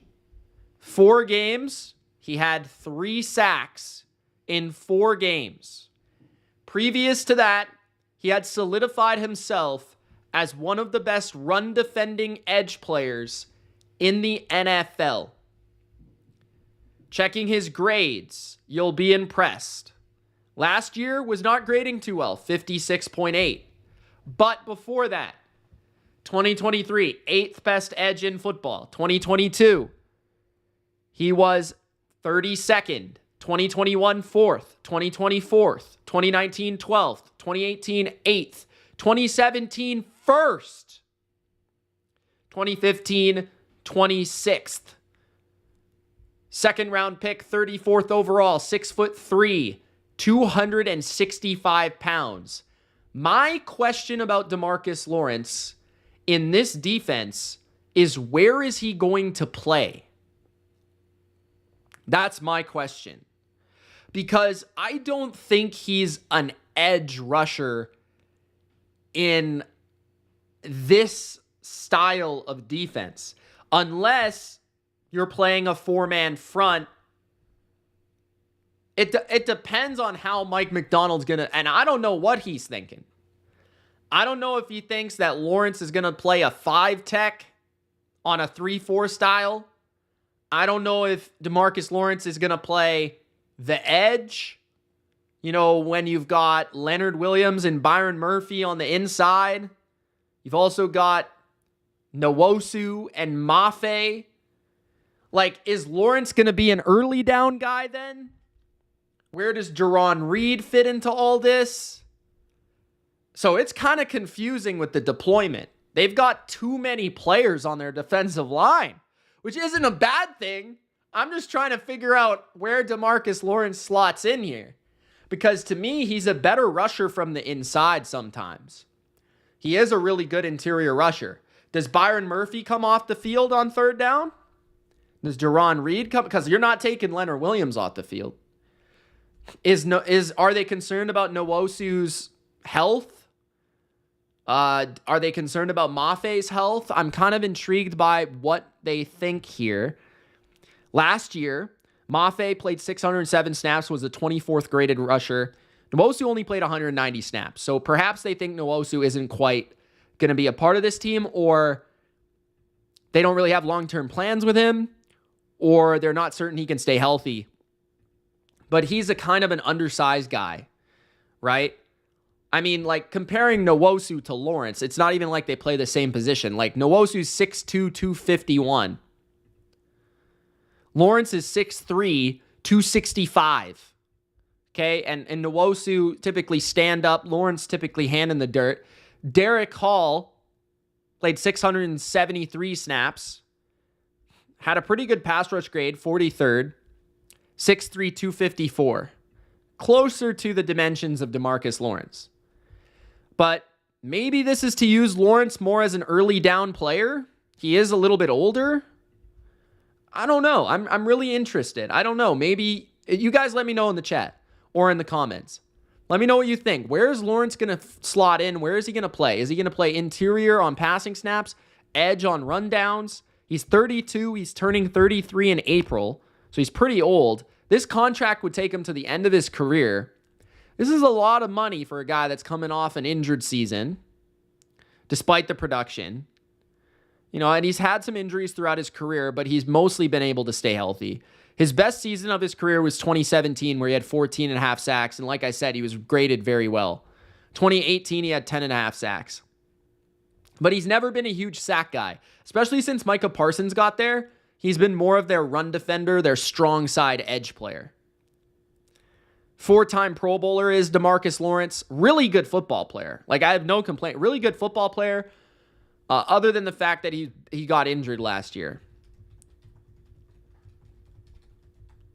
And Dallas was willing to let him walk. He had a Liz Frank injury, broken foot, which isn't great, right? And at 33, that's tough. It's a lot of money for a 33-year-old at a position that it felt like you didn't need as much as I feel like you paid. But, hey, I'm not going to question Mike Macdonald. I'm really not. He's one of the best defensive coaches in football. He must have a plan for this guy, and I do really like DeMarcus Lawrence, and he is elite at run defense. And they did suck at run D last year. So I have to give him that, okay? Now, they also signed Marquise Valdez-Scantling to a 1-year, $5.5 million deal. MVS had 411 yards and 4 touchdowns last year. He was actually a really big part of the Saints' offense down the stretch. He was actually really good down the stretch for the Saints last year. Had 385 yards in 8 games, which was 48 yards per game, which is the most of his career. It's the highest yards per game of his career as a member of the Saints, okay? Valdez-Scantling could fly. He can fly. He can really run, and he's got height. He's 6'4", 206. He's a field stretcher. He's a guy that can get vertical, and he did play inside Kubiak's offense. So there is a connection there from New Orleans. I actually really like this pickup because it's a clear scheme fit. It's the most productive he's ever been. It's the most heavily utilized he's ever been. And clearly, Kubiak found a niche role for MVS in his offense, which is some catch and run situations, which is some horizontal, stretch play action plays, some horizontal, big over the top crossers, things like that. MVS fit that very well. And I think he'll open up space for JSN underneath. So I do really like the MVS pickup for sure at the term and at the money. He fits the offense. He knows the coordinator. He's coming off his most production in that offense, and he's not that old. He's not young, but he's 30, and it's a one-year deal, okay? He graded as the 93rd best receiver in football last year. The final signing from Seattle happened a couple days ago. The Ravens' Josh Jones signed with the Seahawks on a one-year, $4.75 million. This is a versatile offensive lineman, tackle, guard type situation. So they can figure out where they want to put him. Josh Jones, if I'm not mistaken, was he drafted by Arizona? Right. Yeah, at Arizona, that Josh Jones. Started 12 games in 2021 with the Cardinals at guard, played left tackle 9 games in 2022. So he's started at guard, started at tackle. Then he was a backup in Baltimore for all games last year. So don't really have a lot of evidence on him last year. But what you do know is he's backed up. He's played guard. He started guard in the NFL. He's started tackle in the NFL. So that's some good depth to have on your team for sure. And Seattle probably has good familiarity with him because he was drafted by Arizona. So Seattle's pickups are interesting. DeMarcus Lawrence alongside Leonard Williams, that's pretty dangerous. Byron Murphy. Seattle has a heck of a defensive line. I just wonder how all these guys are going to fit. That's my question. And MVS is a savvy pickup as well. Okay, so that's the Seahawks. We got Bengals, Cardinals, Browns, and Titans, and maybe the Jets. Who do the Saints have at quarterback? Derek Carr. Thank you for the likes, guys. Appreciate it. Neville Gallimore has been released. Okay, thanks. Thanks for that.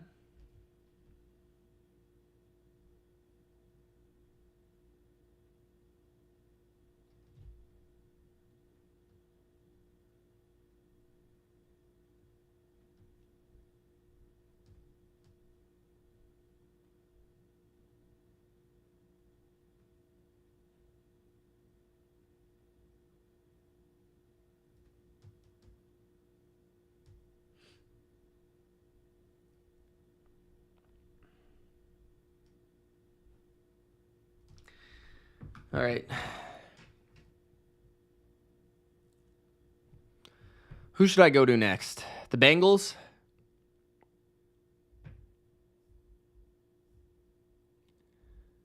Let's do the Bengals.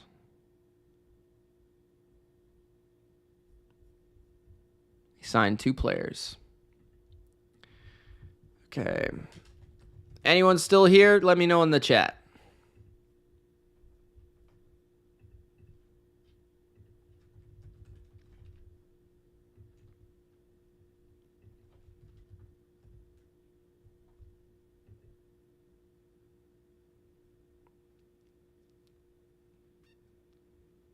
Interesting. Big Al. We've had so much rain in Vancouver right now. Oh my gosh. It's crazy. All right. The Cincinnati Bengals. Everybody knew they need a little defense. And boy, did they add a couple ballers. Some low-key gems, potentially, for the Cincinnati Bengal defense. First, you've got Oren Burks, linebacker from the Philadelphia Eagles, who started in the Super Bowl, and despite that, could only grasp a 2-year, $5 million deal, despite playing unbelievable in the Super Bowl. In the playoffs, he stepped in for Nakobe Dean. He had 25 tackles, 3 tackles for loss, a sack, 2 quarterback hits, and a pass defense. Big Al knows him well. Burks started 2 games for the Eagles last year, 5 games for the Niners. So he's played on the Eagles and the Niners the last 2 years. He also was a member of the Packers early in his career as a depth linebacker and a special teamer. Okay, last year he had 41 tackles as a member of the Eagles. In the playoffs, he had a sack. He had 2 forced fumbles, which led the playoffs. And he actually graded exceptionally well in the playoffs. Also in coverage with San Francisco, he was very good in 2023, allowing a 61 passer rating. In 2024, he allowed a 90 passer rating with the Eagles. He's a good athlete. He can run and seems to fit this style of defense fairly well. Okay, looking at his grades from last year, he didn't play a starting role until the end of the year, so keep that in mind. He was kind of just saved on the bench as a special teamer and a third linebacker. The Cincinnati Bengals did need a linebacker because Jermaine Pratt asked for a trade. Still don't know if they're going to trade him, but he would be their third linebacker, replacing Gaither if they go to base. But Burks was graded as the fourth best linebacker in football last year on 377 snaps. So on a per play basis, PFF loved him. Okay. 86 rating, 77 in run defense, 82.4 coverage grade, which was exceptional. That was fifth in the NFL in coverage. In 2022, he also had a good grade of 78.9 in Green Bay. In San Fran, he struggled 64th out of 82. So it's been up and down. He ran a 4.59, 6'3", 233. Pretty good size, pretty good speed for a linebacker. And like I said, I was just really impressed with him in the Super Bowl. I was really impressed with him in the playoffs. Like, if you look in the playoffs, right? Like, I'm just going to pull up his stats in the playoffs, his advanced stats in the playoffs right now for you guys. This is really when he got to play. He played 3 or 4 games in the playoffs. He had the best coverage grade in the playoffs. He played 162 coverage snaps, which was only less than Zach Bond at linebacker. He allowed 92 yards, only a 3.6 ADOT, and he had 6 pass play stops, which was tied with Nick Bolton for the most in the playoffs. Okay, so he was really good in the playoffs in coverage. In run defense, in the playoffs, he was third in stops, tied with Tranquil with 6. Had 8 tackles, did not grade as well. So perhaps more of the space player than he is the run defender. But yeah, I was impressed with him in the Eagles defense. Maybe that was just everyone around him made him look better than he is, but I feel like you've got to play well. And even his regular season stats were pretty good too. So I like that pickup quite a bit for the contract of 2 years, $5 million. TJ Slayton's also a very underrated pickup. TJ Slayton was a nose tackle, D-tackle run stuffer for the Packers, who was one of the better run stuffing teams last year. He signed a 2-year, $15 million deal with the Bengals to be their new starting D-tackle alongside BJ Hill, who they re-signed. I like that re-signing for them. Slayton is 6'4", 330 pounds. He's a big man. He started 17 games the last 2 seasons. And according to ESPN, he had the highest run stop win rate in the entire NFL last year. So he's a run stuffer. The Bengals, they needed front 7 help, and they're getting it with these 2 guys. 1 in pass coverage, 1 in run defense. Now, Slayton did not grade well by PFF, kind of strangely enough. But ESPN stats did like him. Now, let's look at let's see if there's anything from the playoffs. He had 3 run stops in 1 playoff game. That's pretty impressive. Okay. Let's look at the regular season. Let's see where he ranked. He had 16 run stops, which was just 38th. But he's going to clog up space, take on blocks, shed blocks, and win blocks for the Bengals. So Slayton, Bond, 2 front 7 players for Cincinnati, much needed for their defense. Okay, the Bengals are done.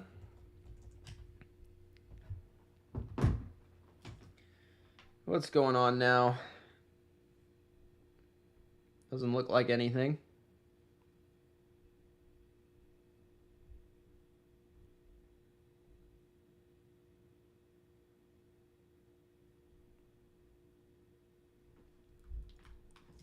Damn, we've already been on for 2 hours. Holy smokes, bro.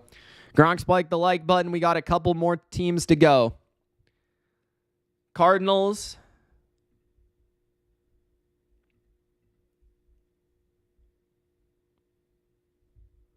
Dalvin Tomlinson.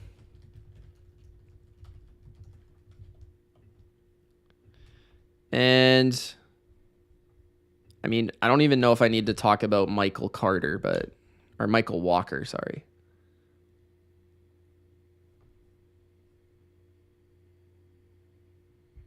All right. The Arizona Cardinals have added a big man to the middle of their defense, Dalvin Tomlinson. He was released not long ago, and he was picked up nearly immediately from the Cleveland Browns to the Arizona Cardinals. He got a 2-year, $29 million deal, 16 guaranteed. Tomlinson has always been coveted throughout his entire career as one of the game's best run stuffers. Everywhere he goes, he stops the run. 6'3", 325 pounds. He had 3 sacks pretty much every year of his career dating back to 2019. Has started a consistent amount of games. 16, 16, 13, 16, 16, 16, 16, 16. He is a D-tackle / nose tackle. Played a bit of nose tackle with the Giants. Played some D-tackle with Minnesota, Cleveland. Not a guy that's going to have a lot of stats. He is going to be a space eater, a run game defeater, okay? When looking at Arizona, they needed some interior help. I mean, that was one of the biggest areas of concern for them entering this offseason, and they have partly addressed that. They brought in Dalvin Tomlinson to be their new nose tackle. I think that's a massive upgrade for them to help up Darius Robinson. You know, they brought in a linebacker in Akeem Davis-Gaither, and another linebacker that we're going to talk about, Michael Walker. Michael Walker, just quickly, he's more of a depth player. He started quite a few games for Atlanta in 2022 where he had 107 tackles, 1 sack, 6 pass defense, and 2 picks. I actually liked Michael Walker back then. He is 6'3", 230, off-ball linebacker, more of a 4-3 flow, like speed guy, coverage guy, I would say, more than a run defense guy. But yeah, so he fits into the rotation of other linebackers like Mack Wilson. He's like a Mack Wilson. He's a similar type of player. And they're like just looking to bring volume at that linebacker position. Feels like they're not willing to spend a lot of money. So Michael Walker's another one of those guys that has started some games, has some impressive tape out there. He can provide some depth. But Dalvin Tomlinson has been a very good player for a long time. He's not quite been named to a Pro Bowl, but he's always been in that kind of like next level discussion. For Cleveland, he graded as the 32nd best D tackle in the NFL last year, and he's been very consistently graded. He was 29th in run defense last season, 2017, 19th, 2018, 28th, 2019, 17th, 2020, 25th, 2021, 16th, 2022, 14th. His worst season was last year in 2023 with 57th and then 32nd. I've thought of him as like a bottom number 1 D tackle over the last like 7 years because he's not a great pass rusher, but he excels in run defense. His run stops wasn't super impressive this year, only 11 in run stops. He is pretty old, right? 31 years old, just turned 31. I actually thought he would be like 33, 34. Looking back at 2023, Tomlinson had, let me see how many stops he had. He had 8. So even like his play on the ball isn't exceptional. It's just like him eating up space, taking on blocks, and not allowing teams to penetrate the interior. That's what he's all about. 20 pressures this year, though, was actually his most of his career, according to Pro Football Reference. So take that for what it's worth. All right. The Cardinals signed Michael Walker, a depth linebacker, 241 career tackles, 4 picks, and 7 tackles for loss. They also signed Jacoby Brissett. I almost forgot. Quarterback of the Patriots last year and has familiarity with Drew Petzing from the Browns. Jacoby is one of the best individuals in football from a human perspective. He's a very good guy, very good leader, very good locker room presence. I think will be excellent for Kyler Murray in terms of developing some maturity, developing some better study habits and work habits. Jacoby's a good backup, 6'4", 235. Can't really move like he used to. He's 32 years old, but he's been a third or a second string throughout his career and a primary backup for a long time. Since he got to Indianapolis, he was even a starter for a couple of years in Indy, going 7-8 in 2019, 4-11 in 2017. Played for New England last year, 5 starts at the beginning of the year. Never should have started over Drake May. Didn't look particularly good, but he's got a pretty good arm. He's conservative in nature. Can definitely make some downfield passes. He's a good quarterback when he's protected. That's the thing about Jacoby. Not very good under pressure. Doesn't really move in the pocket or escape pressure very well. But if you can protect him and run the ball, you can have some success with him. Like in Cleveland, when in 2022, he went 4-7 as their starter. He had 12 touchdowns to 6 picks and an 88 passer rating. Even in Washington, he played pretty well as well the year after. And in Indy, that 7-8 season, he had 18 touchdowns, only 6 interceptions. So he's a high-end backup with a lot of experience, great culture guy, been in New England, attached to their GM as well, who probably was influenced in drafting him back in the day because he's a New England guy as well. So he's got connections to the Cardinal organization and should be able to fill in for Kyler if he does go down and also help him out be a better leader for the Cardinals. So Cardinals pick up big time need at nose tackle, Dalvin Tomlinson, backup quarterback, Jacoby Brissett, depth linebacker, Michael Walker. Okay. What's up, Ashton? How you doing, bro? If you have any questions, let me know. I'm just finishing up. We've got the Cleveland Browns up next. We're going to talk about a couple of their players.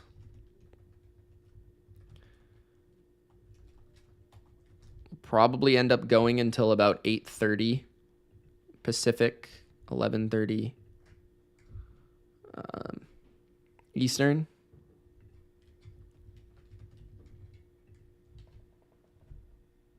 Okay.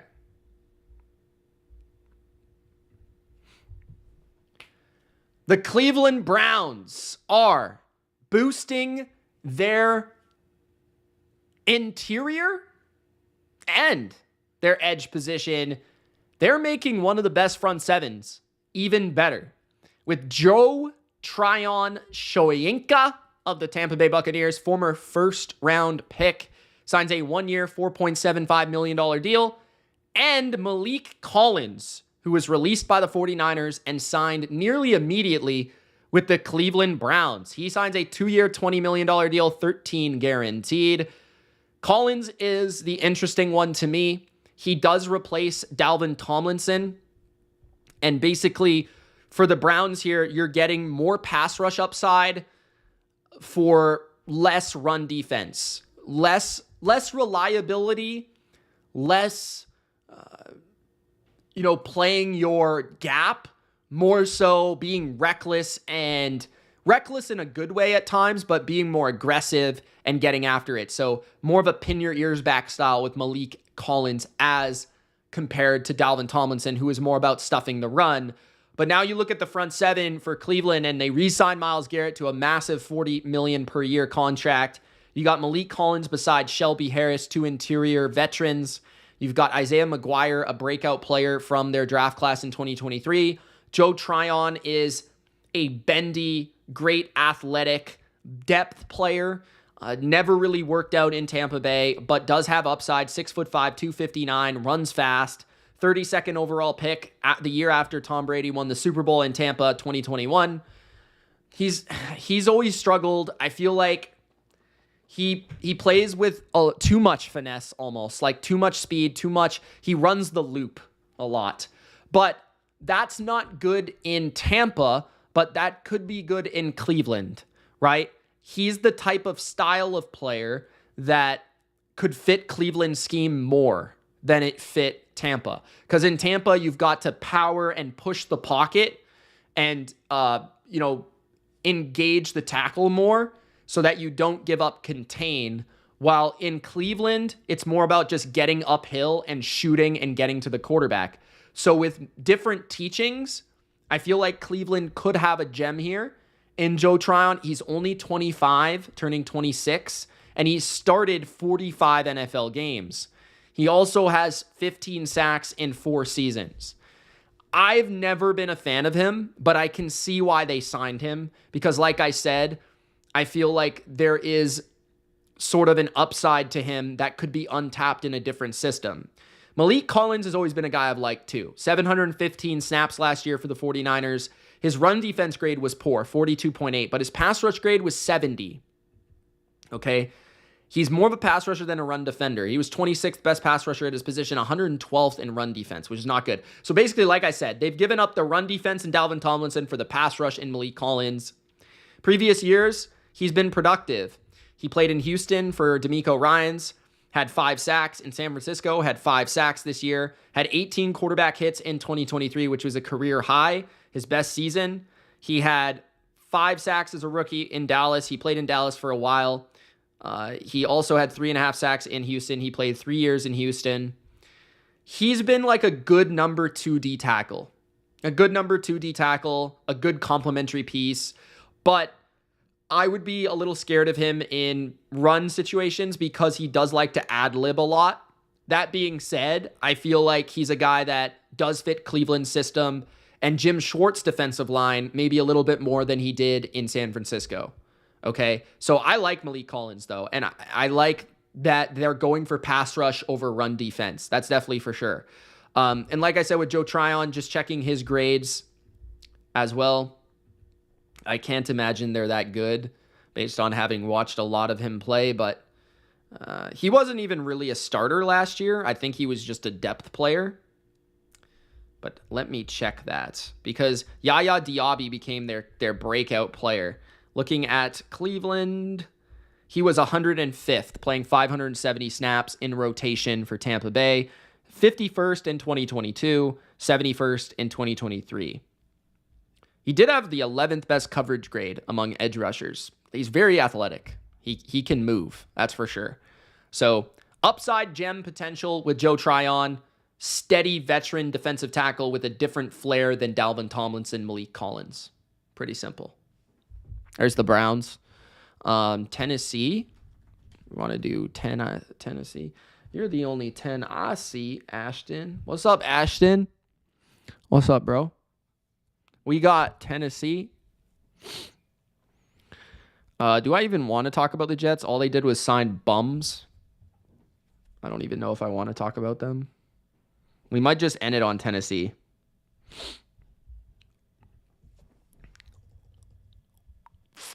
Tennessee actually went to work today. Draymond Jones, Johnny Hecker, Kevin Zeitler, and Van Jefferson. They've been signing some guys.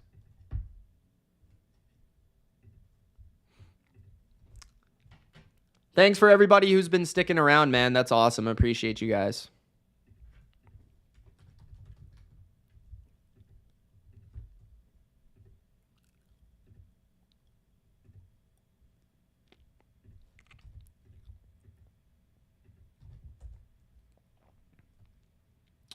Okay, we're going to finish with the Titans.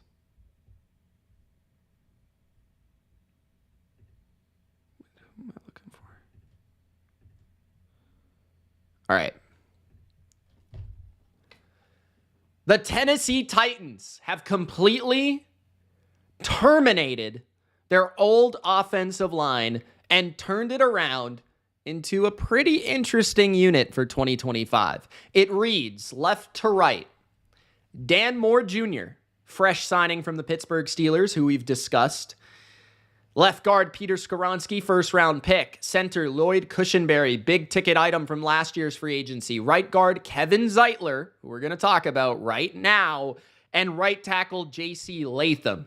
Kevin Zeitler, I'm shocked he signed with the Titans. Just because Tennessee is probably not in position to be a contender this year.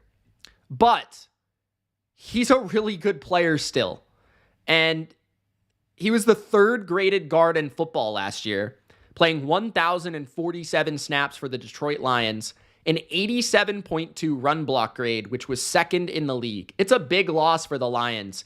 A bigger loss for the Lions than it was a victory for Tennessee. Because like I said, yeah, it's a good contract for Zeitler. I don't understand why Detroit wouldn't do this. A year for $9 million.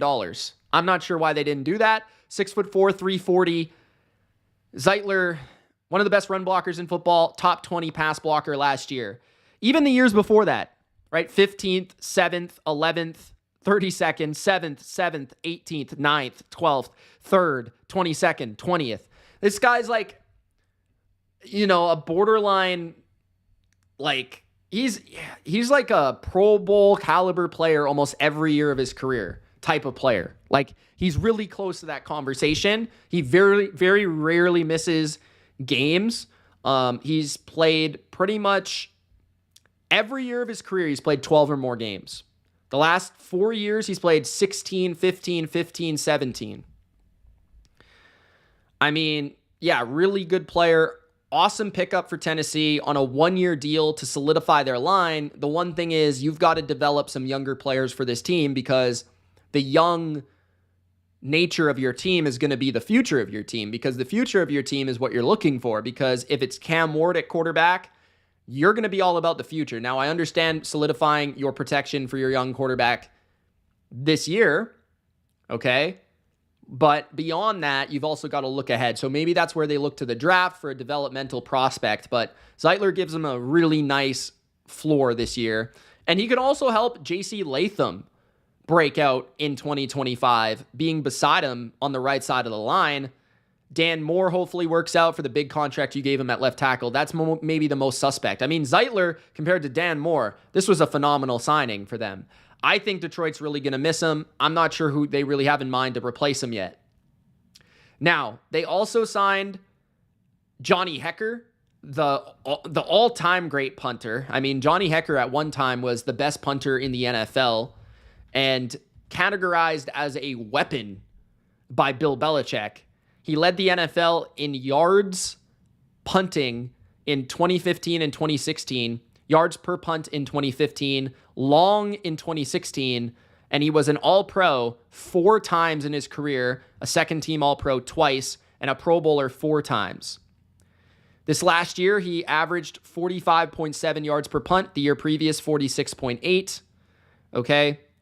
So it's worthy to bring up because this is a all-decade team caliber punter, Johnny Hekker. So if the Titans plan on punting a lot, at least they have somebody that can do it. It's a 1-year deal. He reunites with John Fossil, who started his career in Los Angeles with him. I didn't know that, but that's interesting. Okay, that's cool. Then you got Van Jefferson. Van Jefferson, who is a depth receiver, played in Pittsburgh last year. Could play the slot for Tennessee or be involved. He could be a replacement for Nick Westbrook-Akine, who left to the Dolphins as well. Had a career-high 50 catches, 802 yards, and 6 touchdowns in the Super Bowl Ram-winning season of 2021. He had 276 yards, 24 catches, and 2 touchdowns, 16 yards per game, 11.5 yards per reception in 2024. He's a depth receiver. He can go vertical, but he's not very fast. I would say he's a possession receiver who's probably better inside rather than outside. That would be my categorization. He could be, right, they have Calvin Ridley. They don't have a lot of receivers on the depth chart right now. Calvin Ridley, Treylon Burks. That's really it. And Treylon Burks is not like a solidified starter. Tyler Boyd's a free agent. So, yeah, they needed to sign somebody. So I understand it. He's going to bring some depth there. Not very expensive. And then the final signing is Draymond Jones, a 1-year, $10 million deal.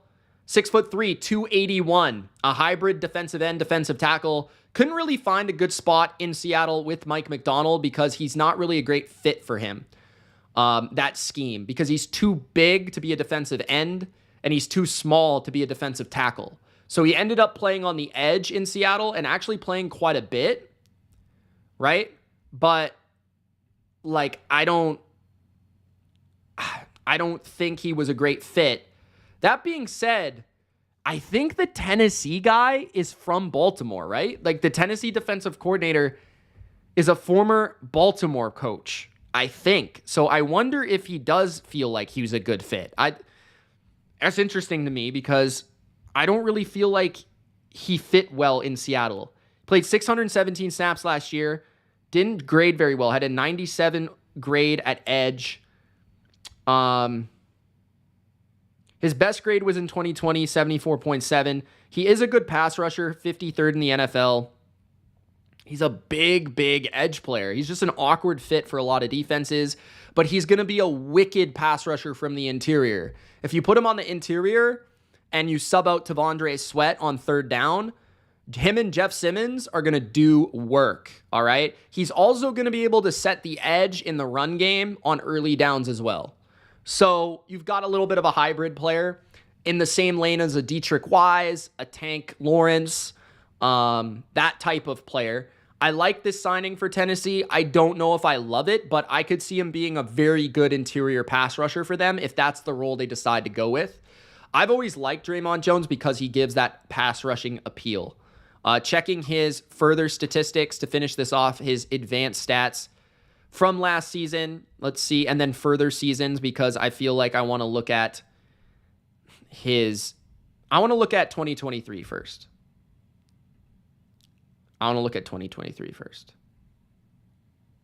Because let's see, okay, so Pro Football Reference lists him as a D tackle, a right DN, a left DN, a left DN, a DN, and a linebacker. So that's interesting. In his career, he had 6.5 sacks in 2022 with Denver, 4.5 sacks in Seattle in 2023. In 2020, he had 6.5 sacks at 23 years old.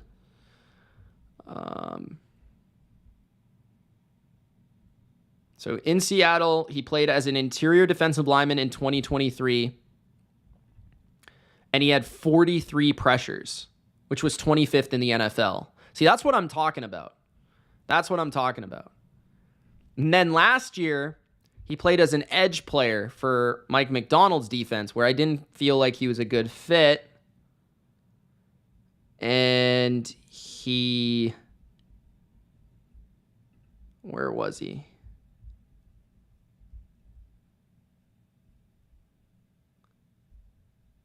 I can't even find him on here. Where is he? Bro. Help me out. Did they change his spot? Yo, I'm confused. Oh, that's 2023. I got to flip it up. Okay, there we go. My bad, humans. It's the last thing I want to look at. I'm just curious. 2024 Edge. Come on.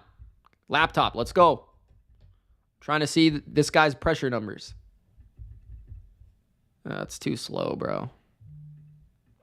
What a way to go out. All right, there it is. Seattle. 45. Okay, he had 45 pressures last year on the edge, which was 37th. But I think he's better from the inside. But he still, play to play was not bad. So I guess he could do both. I mean, that might be a really good pickup for them. He's replacing Harold Landry, but he's bigger than Harold Landry. He probably has more inside versatility, less pure edge ability, less sack upside. There it is, guys. That's where I'm going to finish the Titans. Thanks, guys, for watching, man. That leaves some of the signings for tomorrow if anything happens tomorrow. I may or may not go live tomorrow, depending on what happens. Maybe if enough happens, I'll just round out everything, and that will be the final day. But thank you guys so much for watching. If you enjoyed, Gronk, spike the like button. Don't forget to subscribe, and don't be a jabroni. Make sure to join the Discord if you haven't already. It's a fun little community to talk ball. It's Mitch. Good night. Peace.